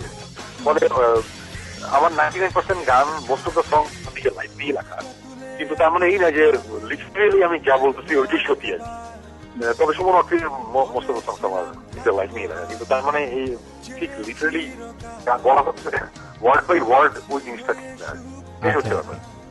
লিরিক্স নিয়ে যখন কথা হচ্ছে তখন আমি একটা কথা বলতে চাই যে ভাইয়া, অনেস্টলি একজন ফ্যান হিসাবে আমি বলতে চাই যে মাঝখানে আমার মানে অর্থহীনের মানে ফার্স্ট অফ অল অর্থহীন একটা নতুন ট্রেন্ড নিয়ে এসেছিল, হ্যাঁ, মানে একটা মানে নতুন একটা ফ্লেভার বাংলা মিউজিকের মধ্যে। কিন্তু তারপর দেখা গেল জিনিসটা মানে আস্তে আস্তে দেখা যাচ্ছিল যে অর্থহীনের বেশিরভাগ গানগুলো সব মানে এক টাইপ হয়ে যাচ্ছিল, আমার কাছে যেটা মনে হয়। I don't agree with that. আমার কাছে আমার পার্সোনাল আমার যেটা মনে হয়েছে যে মানে একঘেয়েমি চলে আসছিল আমার কাছে।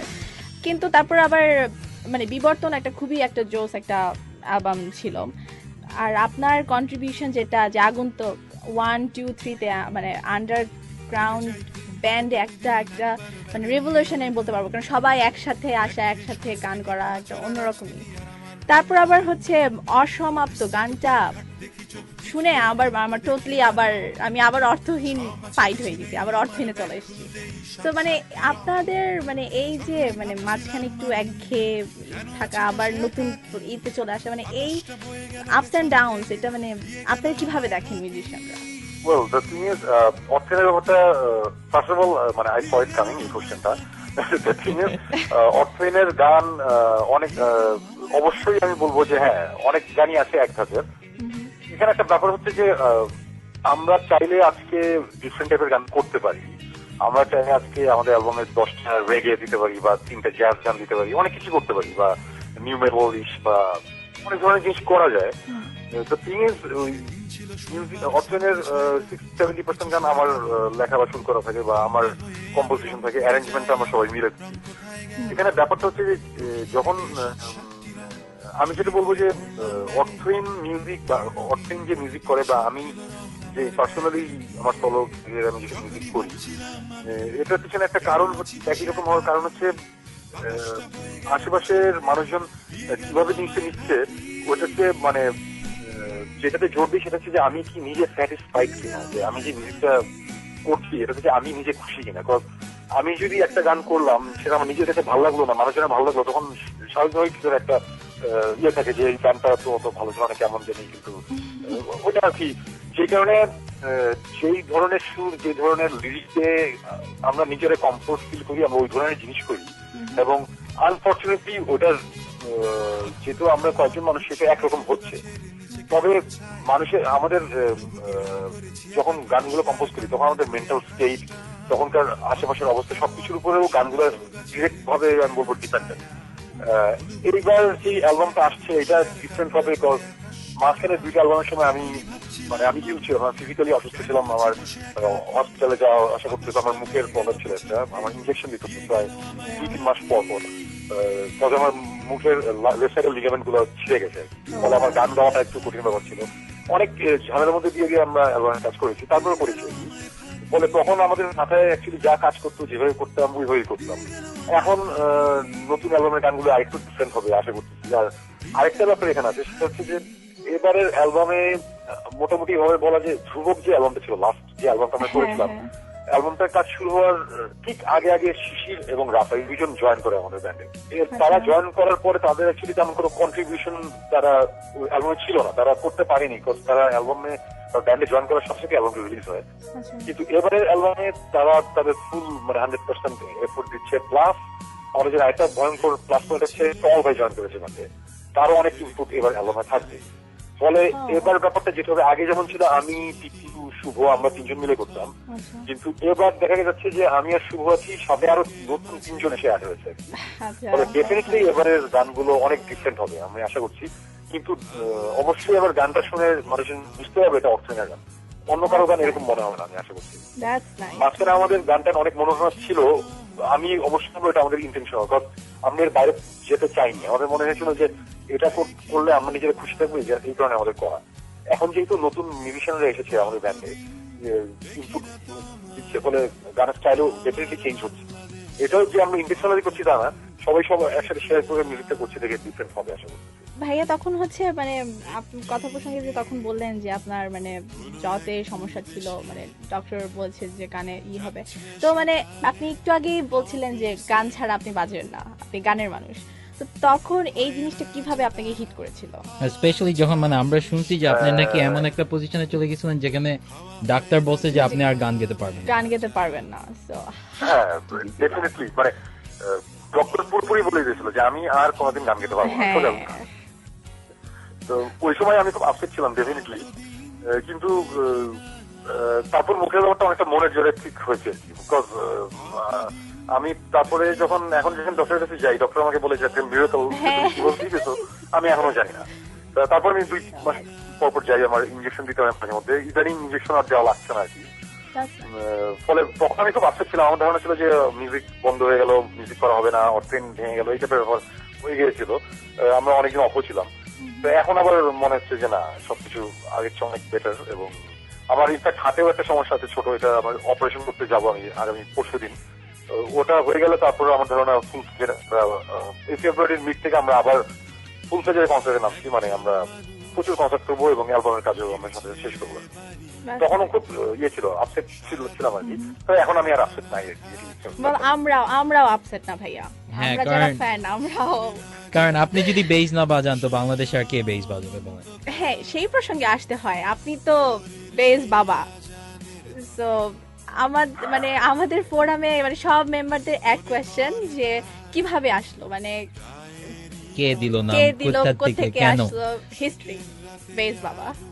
বেসবাবা নামটা কে দিছে আমি অ্যাকচুয়ালি জানি না। ওই আচ্ছা। কোন একটা কনসার্টে কিছু ছেলেপেলে ছিল বেসবাবা হাবিজা কি ওটা থেকে নামটা আসছে। অ্যাকচুয়ালি কে দিছে আমি অ্যাকচুয়ালি ঠিক জানি না। আইআরসিতে যখন আমি যাই, আমার রেজিস্টার করার সময় আমার এক স্টুডেন্ট ছিল সৌরভ, আমার খুব ক্লোজ স্টুডেন্ট, সে বেসবাবার নামে আমার নিচে রেজিস্টার করে দিয়েছিল। তারপর থেকে এটা আরেকটু বেশিভাবে স্ট্যাবলিশ হয়, কিন্তু অ্যাকচুয়ালি কে নামটা দিয়েছে আমি জানি না। সো যেই নাম দেখ না কেন, because it Right. Completely fits you. কারণ মানে আপনার মতো বাংলাদেশে আমি আর কাউকে দেখি নাই, মানে বেস সোলো শুধু বাংলাদেশ না, তো আমি কোট করতে চাই এখানে যে উইকিপিডিয়াতে আমি সেদিন মানে সার্চ করছিলাম বেস বাবা দিয়ে আপনার নাম দিয়ে, তো ওখানে মানে আমি একদম কোট করে দিচ্ছি যে he has almost single handedly change the role of bass guitar in Bangladeshi music. It is said that bass playing has become a hugely attractive thing to the young music lovers of this country, almost only because of the influence of Bass Baba. I mean, সেটা আমি জানতাম না। that is huge thing. আর south এশিয়াতে মানে you are the best, এবং এটা আমাদের গর্ব বাংলাদেশি হিসাবে যে মানে উই হ্যাভ ইউ। তো আল্লাহর কাছে আমরা অবশ্যই দোয়া করছি যেন মানে আপনার হাতের সার্জারিটা ঠিক মতো হয় এবং আমরা আরো বেশি বেশি আপনার কাছ থেকে জোস জিনিস পাই। তো হ্যাঁ, ইনশাল্লাহ। দ্য থিং ইজ, আমি এই মুহূর্তে বেশ কনফিডেন্ট যে আমার অপারেশনটা সাকসেসফুল হবে এবং এসে আবার কনসার্টে নামবো আর কি আমরা। তো দেখা যাক আর কি হয়, ইনশাল্লাহ দেখা যাক। ভাইয়া আপনার শুরু তো একজন গিটারিস্ট হিসাবে, তাই না? সেই 86 এ? হ্যাঁ, 86 এ, হ্যাঁ, গিটারিস্ট হিসেবে। আচ্ছা, তো আমাদের একটা কোয়েশ্চেন, সেটা হচ্ছে যে এগেন আমাদের ফোরামের মেম্বার থেকে যে অনেকে আপনাকে তো গুরু হিসাবে মানে, তো তাদের কিছু সাজেশন কিভাবে তারা শুরু করতে পারে, মানে হ্যাঁ, যেন মানে আপনার মতো লাইক ওরকম ওরা গিটার বাজাতে পারে and all that. মানে কোন ধরনের টিপস কিংবা suggestion? Well, the thing is practice করতে হবে অনেক।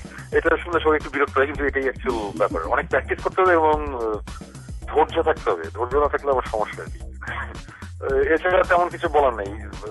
আমরা যখন অ্যাকচুয়ালি বেস গিটার বাজানো শুরু করি বা গিটার বাজানো শুরু করি, তখন আমাদের দেশে কোন রকম স্কোপ ছিল না, তখন ইন্টারনেটও ছিল না, আমরা ভিডিও পেতাম না, বা মানে কোনো টিচারও ছিল না, বইও পেতাম না, কোনো অন্ধের মতো মানে গিটার শিখেছি আর কি। এখন তো অনেক ইজি, এখন অনেক রিসোর্স অনেক বেশি।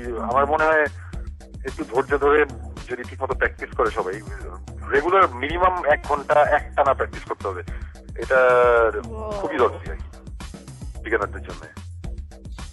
আচ্ছা, আর আপনি যেহেতু ওইসবের ব্যাপারে বলছিলেন, তো মানে আপনাদের আপনার অ্যাকচুয়ালি ইনফ্লুয়েন্স মানে কিসের থেকে, মানে কোথা থেকে ইনফ্লুয়েন্স আসছে, মানে কারা কিংবা কে মানে যাদেরকে আপনি ফলো করছেন when you were practicing? Well, bass গিটারের কথা যদি বলি তাহলে ডেফিনেটলি আয়রন মেইডেনের স্টিভ হ্যারিস। অ্যাকচুয়ালি 1988 এ আমি লাইভ আফটার ডেথ ভিডিওটা দেখার পরে আমি ডিসিশন নিয়ে বেস গিটার বাজাবো।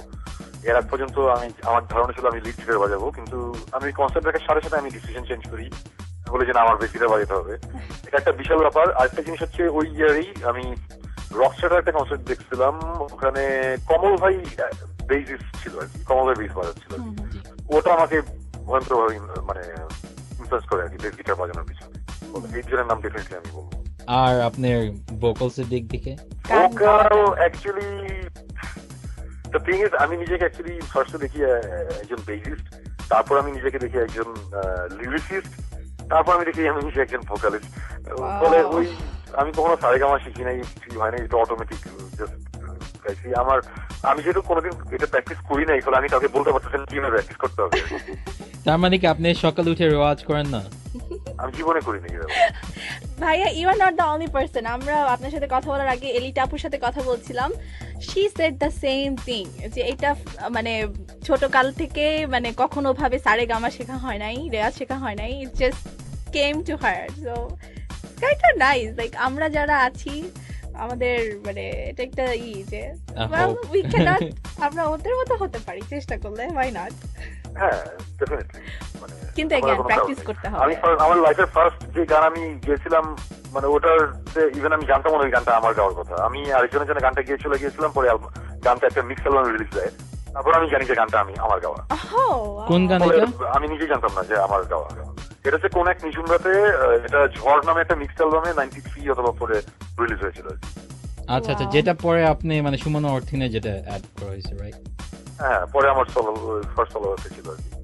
আচ্ছা আচ্ছা ভাই, এখন আমরা একটু অন্য প্রসঙ্গে আসি। সেটা হচ্ছে তো আপনি জন ডেনভার কে করে করলেন, মেঘের দেশে অ্যালবামটা বের করলেন, এবং এলিটা আপু বললো যে ওইটা মানে আপনার একটা পার্সোনাল পেট পিভ, মানে আপনার ইটস লাইক ইওর বেবি। তো এই মানে এই সম্পর্কে যদি একটু কিছু বলেন, কারণ লিরিক্স গুলো একদম লিটারাল মিনিংস নাই এবং মানে কিন্তু মানে স্টিল হ্যাজ দিস মানে তাও মানে একই ধাঁচ আছে, একই মুড আছে। ইয়া অ্যাকচুয়ালি জন ডেনভারের ব্যাপারটা হচ্ছে আমি জন ডেনভারের অনেক কি বলবো বড় ফ্যান ছোটবেলা থেকেই। অনেকদিনের ইচ্ছে ছিল যে এর কিছু গান বাংলা করবো, কিন্তু কখনো অ্যাকচুয়ালি রিলিজ করতে হবে, অ্যালবাম বের করতে হবে এরকম কোনো প্ল্যান ছিল না। কিন্তু হঠাৎ করে একদিন ওই অ্যানিস সংটা বানানোর পরে ওই জি সিরিজের ওনার যে উনি গানটা শুনে বললো যে গানটা তো অনেক ভালো হয়েছে, আপনি একটা কাজ করেন আরো কয়েকটা গান করে ফেলেন, আমি অ্যালবাম বের করে দেবো। তো ওতে তো আমার তখনই খারাপ হয়ে গেল। সাথে সাথে পুরো অ্যালবাম তো 24 দিনে করা, মানে বছরে ধুমধাম করে আমি গান তখনই লিখলাম মানে অনুবাদ করলাম প্লাস রেকর্ড করে দিলাম আর কি। এবং আমি খুব হ্যাপি অ্যালবামটা বের করতে পেরে। মানে এটা আমার খুব পার্সোনাল একটা ব্যাপার ছিল যে জন ডেনভারের গান বাংলা করবো, এটা আমার জন্য একটা বিশাল বড় অ্যাচিভমেন্ট আমি বলবো আমার নিজের জন্য আর কি। আপনি কি এরকম আর অন্য কোনো প্রজেক্টের প্ল্যান আছে, মানে অন্য আর্টিস্টকে নিয়ে, মানে বাইরের আর্টিস্টকে নিয়ে ট্রিবিউট করে? না, অ্যাকচুয়ালি ওরকম নাই, বিকজ জন ডেনভার আমি অনেক বড় ফ্যান এবং বাকি যারা আছে ওদের গান আমি চেষ্টা করলে গাইতে পারবো না বলে আমার ওরকম কোনো প্ল্যান আপাতত নাই। তো আপনার এরকম আইডিয়া আসলো কিভাবে যে একটা ফিমেল ভোকাল মানে ইন্ট্রোডিউস করা? কারণ ওটার মধ্যে একটা না দুইটা না মানে 3-4টা গানের মধ্যেই এলিটা আপুর ভয়েস আছে। ওয়েল এখানে দ্য থিং ইজ যখন অ্যালবামটা করি তখন আমার মাথায় একটা জিনিস সবসময় ছিল যে মোস্ট অফ দ্য পিপল এখনকার মানুষজন এই গান জন ডেনভারের নামও অনেকে শুনে নেই। গানগুলা কিভাবে নিবে না নিবে এটা নিয়ে আমার একটা কনফিউশন ছিল। আমার প্ল্যানটা ছিল যে গান অ্যালবামটা যখন রিলিজ করবো মানুষজন যখন যাতে বাংলা গানটা শুনে তারপরে যাতে অ্যাকচুয়ালি অরিজিনাল গানটা শুনতে চায় একবারের জন্য। আচ্ছা ঠিক আছে, এই গানটা তো এরকম অরিজিনাল গানটা কেমন একটু শুনি, তাহলে হয়তো জন ডেনভারের নামটা একটু মানুষজন অনেকেই জানবে, যারা নতুন জেনারেশন অনেকেই জন ডেনভারকে চিনে না। তো ওটা করার জন্য তখন প্ল্যান ছিল যে আচ্ছা ঠিক আছে, ফার্স্টে আমার প্ল্যান ছিল অ্যানিস্টনটা করাবো আমি সম্পারে যাই দিয়ে, বিকজ আমি ওনার খুব বড় ফ্যান। কিন্তু ওই সময় খুব টাইমের একটা প্রবলেম ছিল, এত কম সময়ের মধ্যে ওনার সাথে যোগাযোগ আমি করতে পারিনি। তা আমাদের পরিচিতির মধ্যে আমি চিন্তা মেরিটাকে তখন তাকে দিয়ে গানটা গাওয়ালাম আর কি। আচ্ছা এখানে একটা জিনিস বলে রাখি, নতুন যে অ্যালবামটা আমার সুমন অথিন টু বোকা মানুষটা, এটার মধ্যে আমি অ্যাট লাস্ট আমি সম্পাদককে দিয়ে একটা গান গাইয়েছি, উনি আমার সাথে একটা গান ডুয়েট করেছে, এটা আমি বলে রাখলাম আর কি। এটা আমরাও শুনলাম। তো গানটা কি ধরনের হচ্ছে? মানে খুব রোমান্টিক? উনি ওনার স্টাইলে গানটা গেয়েছে, আমি আমার স্টাইলে, উনি একটু আগের ধাঁচের স্টাইলে করেছে জিনিসটা, আমি একটু নতুন স্টাইলে মিক্স একটা ফিউশন টাইপের একটা জিনিস আছে। হ্যাঁ, কারণ শম্পা রেজার তো মানে খুবই ইউনিক একটা ভয়েস আছে, লাইক আমি বলবো সবার থেকে আলাদা। So it's gonna be kind of interesting to see how you guys like fuse together, like আপনার মানে ভয়েস তারপর শম্পা রেজার ভয়েস, আর দুজনেরই তো মানে ইউনিক একটা স্টাইল আছে। সো আমাদের একটু হিন্ট দিয়ে রাখেন, মানে লিরিক্স কিরকম টিপিক্যাল তুমি আমি টাইপের হবে নাকি একটু গানটা অ্যাকচুয়ালি কিরকম হচ্ছে আমি জানি, একটু ফিউশন হতে পারেন, আমি একটু কনফিউজ গানটা কিরকম। কিন্তু মানে দ্য থিং ইজ উনি খুব ভালো গান গেয়েছে আর কি। আমি চেষ্টা করেছি যতখানি ভালো গানটা গাওয়া যায় গেছে। গানটা একটু ইজিলি কিছুটা, আবার গীতা থেকে একটু রকিস্ট, আবার অ্যাকোস্টিক মানে ফ্লুটও আছে গানটার মধ্যে, একটু ডিফারেন্ট আর কি। অ্যাকচুয়ালি গানটা না শোনা হলে ঠিক বোঝানো যাবে না আর কি ব্যাপারটা। আচ্ছা, তো আমরা ওয়েট করতেছি আপনার অ্যালবাম রিলিজের জন্য, সো তখন আমরা শুনে ডেফিনেটলি মতামত দেব। হ্যাঁ, তা তো অবশ্যই। আর ভাইয়া এখন আমরা একটু ইতে যাই, যেটা হচ্ছে যে রক লিঙ্ক, মানে ইট ওয়াজ আ হিউজ থিং ইন মানে ইয়াং অডিয়েন্স। আমরা বলবো যে আমরা এখানে যারা বসে আছি, আমার মনে আছে যে আমরা ইউটিউবে দেখতাম, আমাদের ফোরামে পোস্ট হয়ে যেত, মানে আমরা তো মানে ওভাবে সম্ভব ছিল না। তারপরে তো মানে এখন স্যাটেলাইটের জন্য আমরা দেখতে পারি, মানে দেখতে পারতাম, এখন তো হয়ে গেছে। তো আমার প্রশ্ন হচ্ছে আপনার কাছে যে রক লিঙ্ক, এটা তো মানে টোটালি ফিচার করতেন আপনারা মেইনলি আন্ডারগ্রাউন্ড আর্টিস্টদের, আন্ডারগ্রাউন্ড ব্যান্ডের, যাদের আমরা মানে ওরকম সুযোগ ছিল না। So how did you come up with this? সাথে তো মাইলসের জুয়েল ভাইও ছিলেন। রক লিঙ্কের ব্যাপারটা অ্যাকচুয়ালি সেটা হচ্ছে যে অনেকদিন ধরে চিন্তা করছিলাম যে এটা আমরা যেটা বুঝতে পারছিলাম সেটা হচ্ছে যে এই নতুন ব্যান্ডগুলোর অ্যালবাম বেরোচ্ছে, গান বেরোচ্ছে, কিন্তু ওই টিভিতে এদের দেখা যাচ্ছে না, এটা একটা দরকার আর কি। যে কারণে অনেকদিন ধরে প্ল্যান করছিলাম আমি আর যে ওনার সাথে অনেকদিন বসে কথা বলে যে একটা কিছু করবো করা হচ্ছিল না। তারপর একটা সময় চিন্তা করলাম শুরু করে দিই। তখন জুয়েলকে বললাম যে তুমিও তো আমাদের এই সাইড আছো এখন, তো চলো একসাথে কিছু করি। তখন জুয়েল খুব ইন্টারেস্টেড ছিল, তখন আমরা একসাথে বসে জিনিসটা করা শুরু করলাম। রক লিঙ্কের ব্যাপারটা যেটা হয়েছিল যে ফার্স্ট সিজন যাওয়ার মানে প্রথম 13টা এপিসোড যাওয়ার পরে সেকেন্ড কোয়ার্টার যখন শুরু হলো, তখন আমি একটু অসুস্থ হয়ে যাই। তখন আমার ম্যাক্সিমাম সময় বাইরে থাকতে হয় আর কি। আমার ওই মুখের প্রবলেম বেড়ে যায়, হাতের প্রবলেম বেড়ে যায়, যে কারণে আমার বারবার আমার প্রত্যেক মাসে এক সপ্তাহের জন্য আমার বাইরে থাকতে হতো আর কি। যে কারণে লাস্টে সময় করতে পারছিলাম না, তখন ওদের সাথে বসে করা হলো যে আমরা এখন করতে পারছি না, জিনিসটা বন্ধ করে দিই। যে কারণে আপনাদের আবার অফ করে দিতে হয়েছিল। তবে আমার কোনো প্ল্যান আছে ফিউচারে? হোপফুল যে আগামী 2-3 মাসের মধ্যে আবার আমরা ব্যাক করছি আর কি। That's great. সো নতুন কিছু আপনারা আরো কিছু মানে চেঞ্জ আনছেন মানে রক লিঙ্কের মধ্যে একটু ডিফারেন্ট? আমরা এখন এবার আর রক লিঙ্ক করছি না, আমরা প্ল্যান করছি দুটো টিভি শো, দুই ধরনের, শুধু দুটোই হবে আমাদের নিউ জেনারেশনের মিউজিশিয়ানদের নিয়ে। আমরা বড়দের জন্য অনেক টিভি চ্যানেল আছে, অনেক প্রোগ্রাম আছে, নতুনদের জন্য নাই, যে কারণে আমরা নতুনদের জন্য আবার করবো আর কি। আচ্ছা, এটা কোন চ্যানেলে? কোন চ্যানেল? এটা চ্যানেল এখনো ফাইনাল হয়নি, আমরা কথাবার্তা চলছে আর কি এখনো। তবে কোনো কিছু হলে ডেফিনেটলি সবাই আগে জানতে পারবে। আমরা ধাঁধল পিটিয়ে আসবো আশা করি। ও নাইস নাইস। তাহলে আপনি নতুন জেনারেশনদের কথা বলতেছিলেন, এখন আমরা যেটা দেখতেছি ইদানিং কালে যে আপনার অনেক ওরকম হচ্ছে যে আপনার ব্যান্ড একটা পপুলার হয়ে যাওয়ার পর অনেকগুলো সোলো সিডি বের হচ্ছে, অনেক সোলো ক্যারিয়ারের দিকে অনেকেই যাচ্ছে। এই ব্যাপারে আপনার মতামত কি? ওয়েল, অ্যাজ লং অ্যাজ ব্যান্ডের স্বার্থপূর্ণ হচ্ছে না, আমার মতে কোনো সমস্যা নেই। কিন্তু যদি একজন একটা ব্যান্ডে থাকা অবস্থাতে সোলো ক্যারিয়ারে ব্যান্ডের ক্ষতি হয়, তাহলে ডেফিনেটলি বলবো এটা করা উচিত না। যেটা ডিপেন্ড করছে যে করতেছে সে কিভাবে করছে, ব্যান্ডের সাথে তার আন্ডারস্ট্যান্ডিং এরকম, এইটাও একটা বিশাল বড় ব্যাপার। এখন তো নতুন যারা মিউজিশিয়ানরা আসছে তারা তো গেম টাইপের মিউজিক করছে, আর আগের ব্যান্ডরা আগে যারা মিউজিক করতো তারা অন্য ধরনের মিউজিক করছে। এখন আগে যে ব্যান্ড মিউজিক বলতে একটা জিনিস ছিল রক পপ, ওই জিনিসটা এখন কেমন ছড়ানো ছিটানো আর কি। যে কারণে আমি বলবো যে নতুন জেনারেশন যারা আসছে এদিকেই কনসেন্ট্রেট করা উচিত। তারা যেভাবে তাদের অ্যাকচুয়ালি স্কোপ হবে ওভাবে তারা অ্যাকচুয়ালি তাদের মানুষজনকে দিতে পারবে। আর ভাই নট অনলি যে মানে ব্যান্ডের সাথে সাথে নিজে একটা সোলো ক্যারিয়ার করছে, নট অনলি দ্যাট, অনেকে ব্যান্ড ছেড়ে দিয়ে ব্যান্ডটা ভেঙে দিয়ে ছেড়ে দিয়ে মানে টোটালি নিজের মতো করে করছেন। So how do you see that? Actually এটা আমি ফ্র্যাঙ্কলি বলি, এটা যার যার পার্সোনাল ব্যাপার। তার সাথে যদি ব্যান্ডের অ্যাডজাস্টমেন্ট যদি না হয়, সে যদি ছেড়ে সোলো ক্যারিয়ার করে, তো আমার কিছু বলার নাই। আমি যদি কখনো ক্যারিয়ার করি তখন আমি বলতে পারবো আর কি যে অ্যাকচুয়ালি ব্যাপারটা ভালো না খারাপ, তো বা আমার ব্যান্ডে যদি কেউ ছেড়ে দেয় তখন আমি বলতে পারবো। তো এটা অ্যাকচুয়ালি যার যার নিজের পার্সোনাল ব্যাপার, কেউ যেভাবে দেখে। আমি আজকে অর্থেনে আছি, আজকে যদি আমার মনে হয় যে অর্থেনে থাকলে আমি আমার অ্যাকচুয়ালি আমি যে ধরনের মিউজিক করতে চাই বা যে মিউজিকটা আমি ডেলিভারি দিতে চাই মানুষের কাছে, ওটা আমি পাচ্ছি না, তখন আমার মতে ছেড়ে দেওয়া উচিত। আবার যদি আমি মনে করি যে আমার সোলো ক্যারিয়ারে যদি আমি যাই, তাহলে অর্থহীনে আমি যেটা মিউজিক করা উচিত আমি করতে পারবো না, তাহলে আমার মতে অর্থহীন থাকা উচিত, সোলো ক্যারিয়ার করা উচিত। ফলে জিনিসটা ডিপেন্ড করে কি, মানে man to man musician vary করবে ডেফিনেটলি। এই ব্যাপারটা আমার কাছে একটু উইয়ার্ড লাগে, কারণ আমরা কিন্তু মানে বাইরের কান্ট্রিগুলোতে, এখানে আমরা কিন্তু এরকম দেখি না ইদার। যেমন ফর এক্সাম্পল ইউটিউব, মানে দে আর স্টিল প্লেইং। আবার অনেক ব্যান্ড আছে যেমন কুইন, তারপর আরো পুরানো ব্যান্ডগুলা, লাইক একজন Queen never broke up and had a solo career, right? No, it's না, my thing is they মানে তাদের পুরা ব্যান্ডের ক্যারিয়ারটা ইদার শেষ হয়ে যায়, or it's like that, মানে একটা ব্যান্ডের থেকে ভেঙে জাস্ট একজন সিঙ্গার কিংবা একজন আর্টিস্ট বের হয়ে সোলোতে আসে না কিংবা মানে ওরকমই করে না, যেটা আমাদের দেশে খুব বেশি দেখা যায়। তো ভাই আপনার কি মনে হয়? ওকে, দ্য থিং ইজ একটা ব্যান্ড করা অ্যাকচুয়ালি অনেক কঠিন একটা ব্যাপার, কজ ব্যান্ডে 5-6 জন মেম্বার্স থাকে, তাদের সবার নিজেদের ইচ্ছা থাকে, অনেক কিছু থাকে। বাইরে একটা রক ব্যান্ড চালায় অ্যাকচুয়ালি ব্যান্ড মেম্বাররা না, প্রডিউসাররা চালায়, স্পন্সররা চালায়। আমাদের দেশে ব্যাপারটা অন্যরকম, ওখানে কন্ট্রাক্ট সাইন থাকে, এত বছর আমার এই করতে হবে ওই করতে হবে।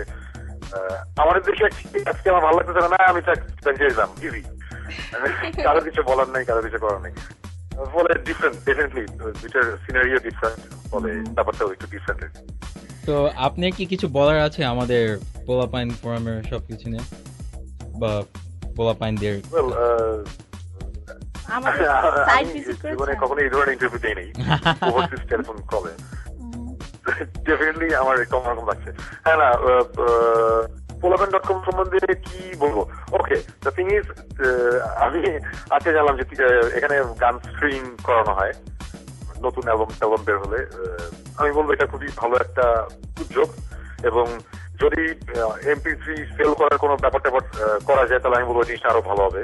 বিকজ আমাদের দেশে বসে মানুষজন MP3 ডাউনলোড করে শুনলে ব্যাপারটা ভালো না, কিন্তু বাইরে যদি MP3 নাই পায় তো পাইরেসি তো হবেই, ওখানে আমাদের কিছু বলার নেই আর কি। ফলে ওদের স্কোপটা করে দিতে পারলে জিনিসটা আরো ভালো হবে, আমি ডেফিনেটলি বলবো। ভাইয়া আমি একটা কথা বলি এখানে, সেটা হচ্ছে যে বাংলাদেশের থেকে MP3 ডাউনলোড করে শোনা, হ্যাঁ এটা কিন্তু বাংলাদেশের যে স্পিড ইন্টারনেটের, ইটস ইম্পসিবল। ওয়েল, ইম্পসিবল বলে ভুল হবে, কিন্তু অত করা হয় না, অত করা হয় না, বাট নট দ্যাট যে অ্যালবাম কিনে আই মিন অ্যালবামের পর অ্যালবাম, গানের পর গান ডাউনলোড করে করে শোনা, ইটস নট রিয়েলি পসিবল। আর আমরা দেখেন এখানে আমেরিকায় আছি, হ্যাঁ আমাদের বেশিরভাগ মেম্বার, আমাদের মেম্বার এখন 21,000 মেম্বার আমাদের সাইটে। Actually, it's more than that. It's more than 21,000. So আমাদের সবার মেম্বাররা আমরা আমেরিকায় থাকি, ইউকেতে, কানাডা, অস্ট্রেলিয়া, তারপরে হচ্ছে মানে মিডল ইস্ট কান্ট্রিগুলোতে। মানে আমরা বিকজ অফ সাইটস লাইক পোলাপাইন.com আমরা চেষ্টা করছি যে মানে বাংলাদেশের থেকে যেন চলে আসছি, তারপরে যেন বাংলাদেশের মিউজিক, বাংলাদেশের কালচারের সাথে আমাদের সম্পর্কটা যেন ছিন্ন না হয়ে যায়। আর এই যে দেখেন আমরা পডকাস্ট করছি, মানে it's an honour to be able to talk to someone like you. এবং আমাদের যারা মেম্বার আছেন তারা সবাই খুবই অ্যাপ্রিসিয়েট করেন। সো সবকিছু মনে হয় যে আমরা চেষ্টা করছি, মানে এবং আমাদের মেম্বাররা মানে খুবই অ্যাপ্রিসিয়েট করে যে আপনারা আমাদেরকে টাইম দেন, কারণ আমরা জানি যে অনেকেই মানে আমাদের এগেইনস্টে বলে যে না তোমরা কেন ফ্রি ডাউনলোড দাও, কিন্তু মানে দ্যাটস নট আওয়ার ইন্টেনশন। আমাদের ইন্টেনশন হলো টু এডুকেট। না ওটা বুঝতে পেরেছি। না আমি ওটাই বলছিলাম যে বাইরে যেখানে স্কোপ নাই সিডি পাওয়ার, কিন্তু বাইরে তো মিউজিক লিসেনার আছে, ওদের কি হবে? তো ডেফিনেটলি আমি বলবো যে ওদের জন্য এটা অবশ্যই একটা ভালো কিছু আর কি। যদি এরকম স্কোপ থাকতো যে MP3 কিনে শোনার স্কোপ থাকতো, বা যেখানে কেউ আছে ওখানে সিডি পাওয়া যায়, তাহলে একটা ব্যাপার ছিল। কিন্তু ওখানে যদি জিনিসটা না পাওয়া যায় তখন অ্যাকচুয়ালি কিছু করার থাকে না। ইনফ্যাক্ট ফ্র্যাঙ্কলি স্পিকিং, আমি যদি বাইরে থাকতাম আমার স্কোপ না থাকলে আমি ডাউনলোড করতাম। সিম্পল আছে এটা। হ্যাঁ ভাই, আর মানে যেটা বলতে হলো কি, মানে আমাদের এখানে কিছু কিছু জায়গায় যেমন সিডি পাওয়া যায়, যেমন নিউ ইয়র্ক সিটিতে পাওয়া যায়, অ্যাটলান্টায় ওরকম কোনো কিছু আসে না, কিন্তু মানে নিউ ইয়র্ক সিটি থেকে গেলে পাওয়া যায়, কিন্তু ইন দ্য এন্ড আমরা অরিজিনালটা পাই না। সো মানে আমাদের যেটা হয় যে ইন দ্য এন্ড কেউ না কেউ MP3 করে দে বার্ন ইট, তারপর মানে ওরা সিডি বিক্রি করতেছে। হ্যাঁ আমি এরকম শুনেছি যে ফটোকপি কভার নাকি বিক্রি হয় আর কি এখানে, if you are lucky. Even কভারও হয় না এরকম অবস্থা। ও ভাইয়া আমি আর একটা কোশ্চেন করতে ভুলে গেছি, সেটা হচ্ছে যে আপনার রক লিংকের কি ডিভিডি কখনো রিলিজ করবেন ইচ্ছা আছে কোনো? রক লিংকের ডিভিডি অলমোস্ট রেডি, এখন ডিজাইনের কাজ চলছে, আশা করছি 1 মাসের মধ্যে রিলিজ হবে। ও কুল। সো মানে ওইটা রিলিজ হওয়ার পরপরই তাহলে মানে আরো 2 মাস পর আপনার নতুন টিভি সিরিজ গুলো শুরু হচ্ছে ইনশাআল্লাহ। ওখানে কি আপনি হোস্টিংও করবেন? ওখানে হ্যাঁ ডেফিনেটলি। না ভাইয়া একটা একটু কোয়েশ্চেন করি, পার্সোনাল কোয়েশ্চেন করি। হ্যাঁ শিওর। আচ্ছা এটা হচ্ছে আমাদের অনেকেরই মানে কিউরিওসিটি আমরা মনে মনে সবাই চিন্তা করি।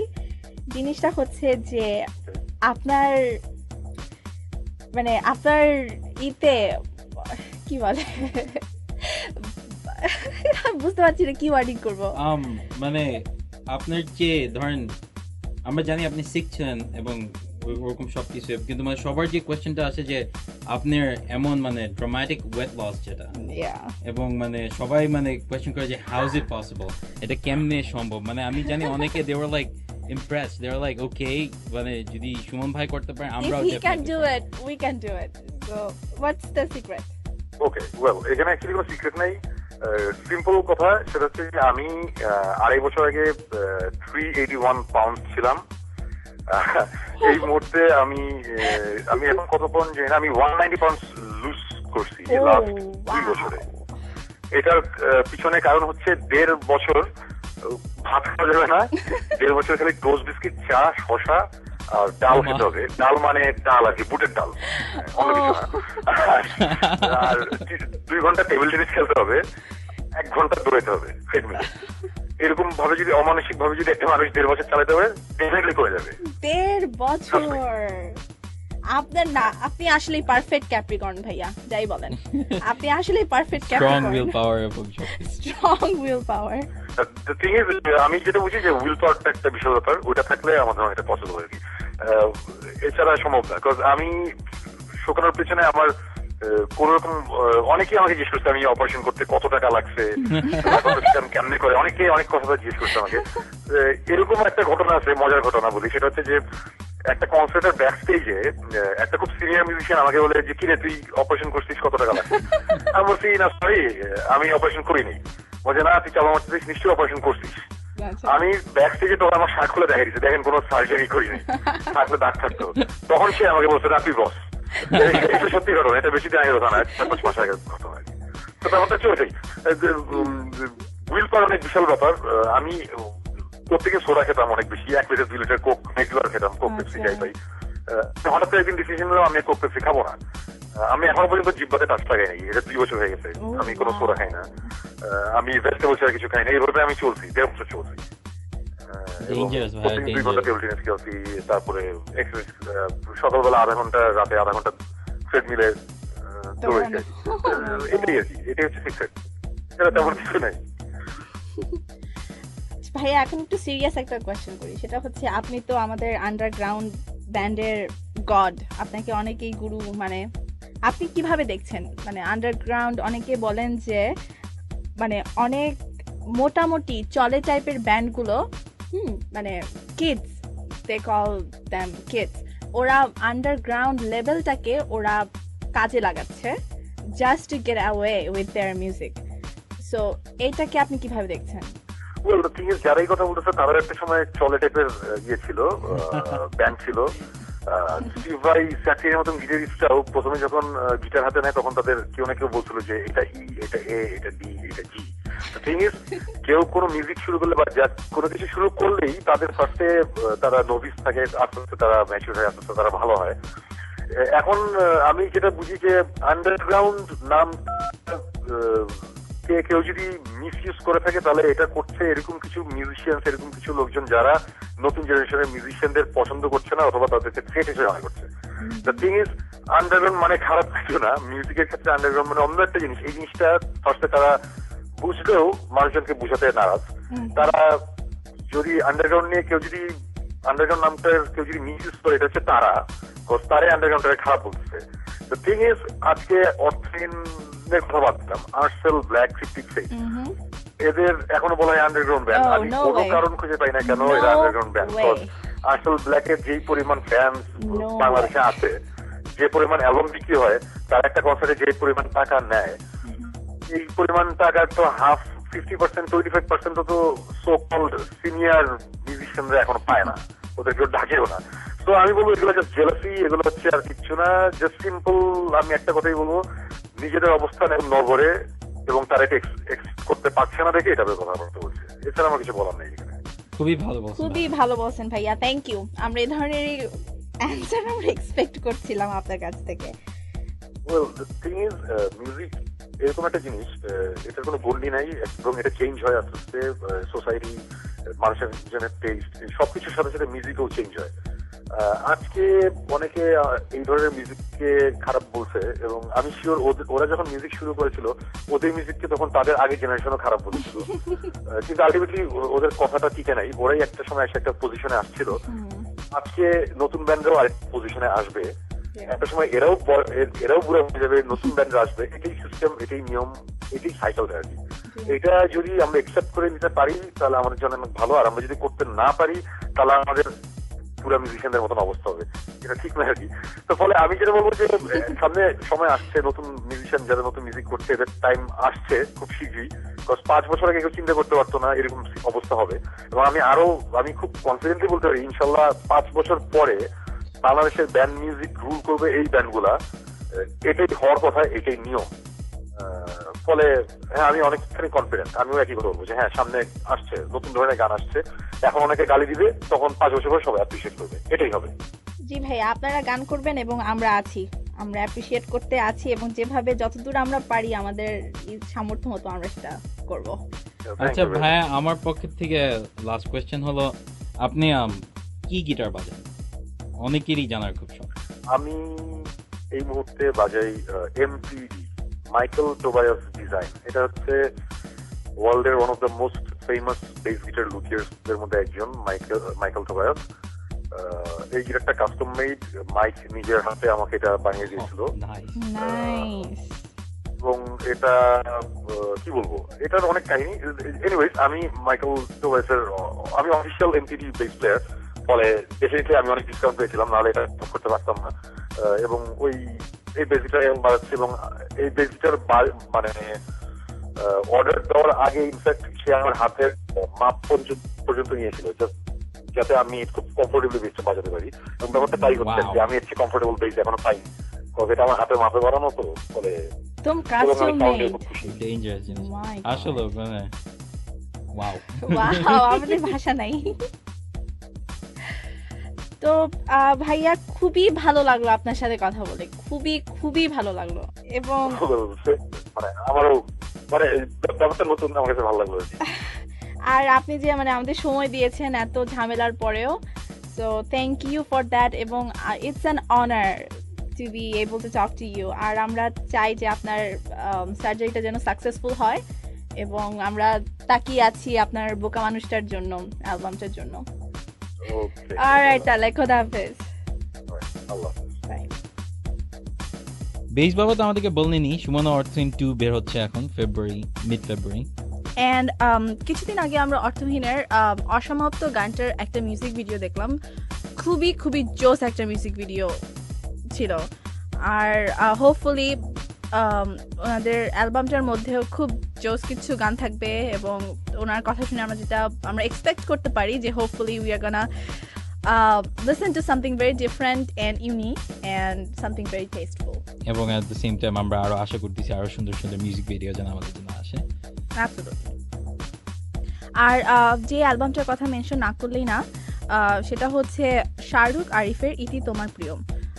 উনি কানাডার এবং আমাদের ফোরামে বেশ কিছু ডেমো আছে, so hopefully you guys are gonna go and listen to those. আর ফিডব্যাক অবশ্যই রাখবেন ফোরামে। আর যেটা বলে আমরা আজকের মতো শেষ করতে চাই সেটা হলো, বাংলাদেশে এক টিনেজ ম্যাগাজিনে একটা ভুল ধারণা দিয়ে অনেক কিছু লিখলো আমাদের ব্যাপারে। ওরা বললো the most dangerous website of the year, আরও কত কিছু। এবং আমরা ফোরামে সেটা অফিশিয়াল রেসপন্স দিয়েছি, যেখানে আমরা চেষ্টা করেছি আমাদের পয়েন্ট অফ ভিউটাকে তুলে ধরতে, যে this is something that we do not appreciate, যতই সেটা সার্কাস্টিকভাবেই হোক না কেন। এবং আমরা চাইবো যে আমাদের যারা মেম্বার আছেন তারা আমাদের উদ্দেশ্যটাকে বুঝতে পারবেন এবং বুঝতে পেরেই হয়তো বা তারা রেগুলার। সো আমরা আশা করব যে আপনাদের এই ভুল ধারণা ভেঙে যাবে আমাদের রেসপন্স পড়লে। এবং আজকে আমরা যাদের সাথে কথা বললাম, one of two prominent singers in Bangladesh, ওনারা নিজেরাই অ্যাপ্রিশিয়েট করলেন আমাদের সাইট এবং এ ধরনের সাইটগুলো, এই ধরনের উদ্যোগগুলোকে। সো এটাই প্রমাণ করছে আমাদের উদ্দেশ্যটাকে। তো আমরা আজকে এখানেই শেষ করছি। আমাদের এপিসোড 4 বের হচ্ছে ফেব্রুয়ারিতে আপনাদের জন্য, আর এপিসোড 5-এ আমরা পাচ্ছি মিথ এবং হায়দার হোসেন। তো আশা করি আপনারা শুনতে থাকবেন। এই বলে ভালো থাকুন, সুস্থ থাকুন, খোদা হাফেজ।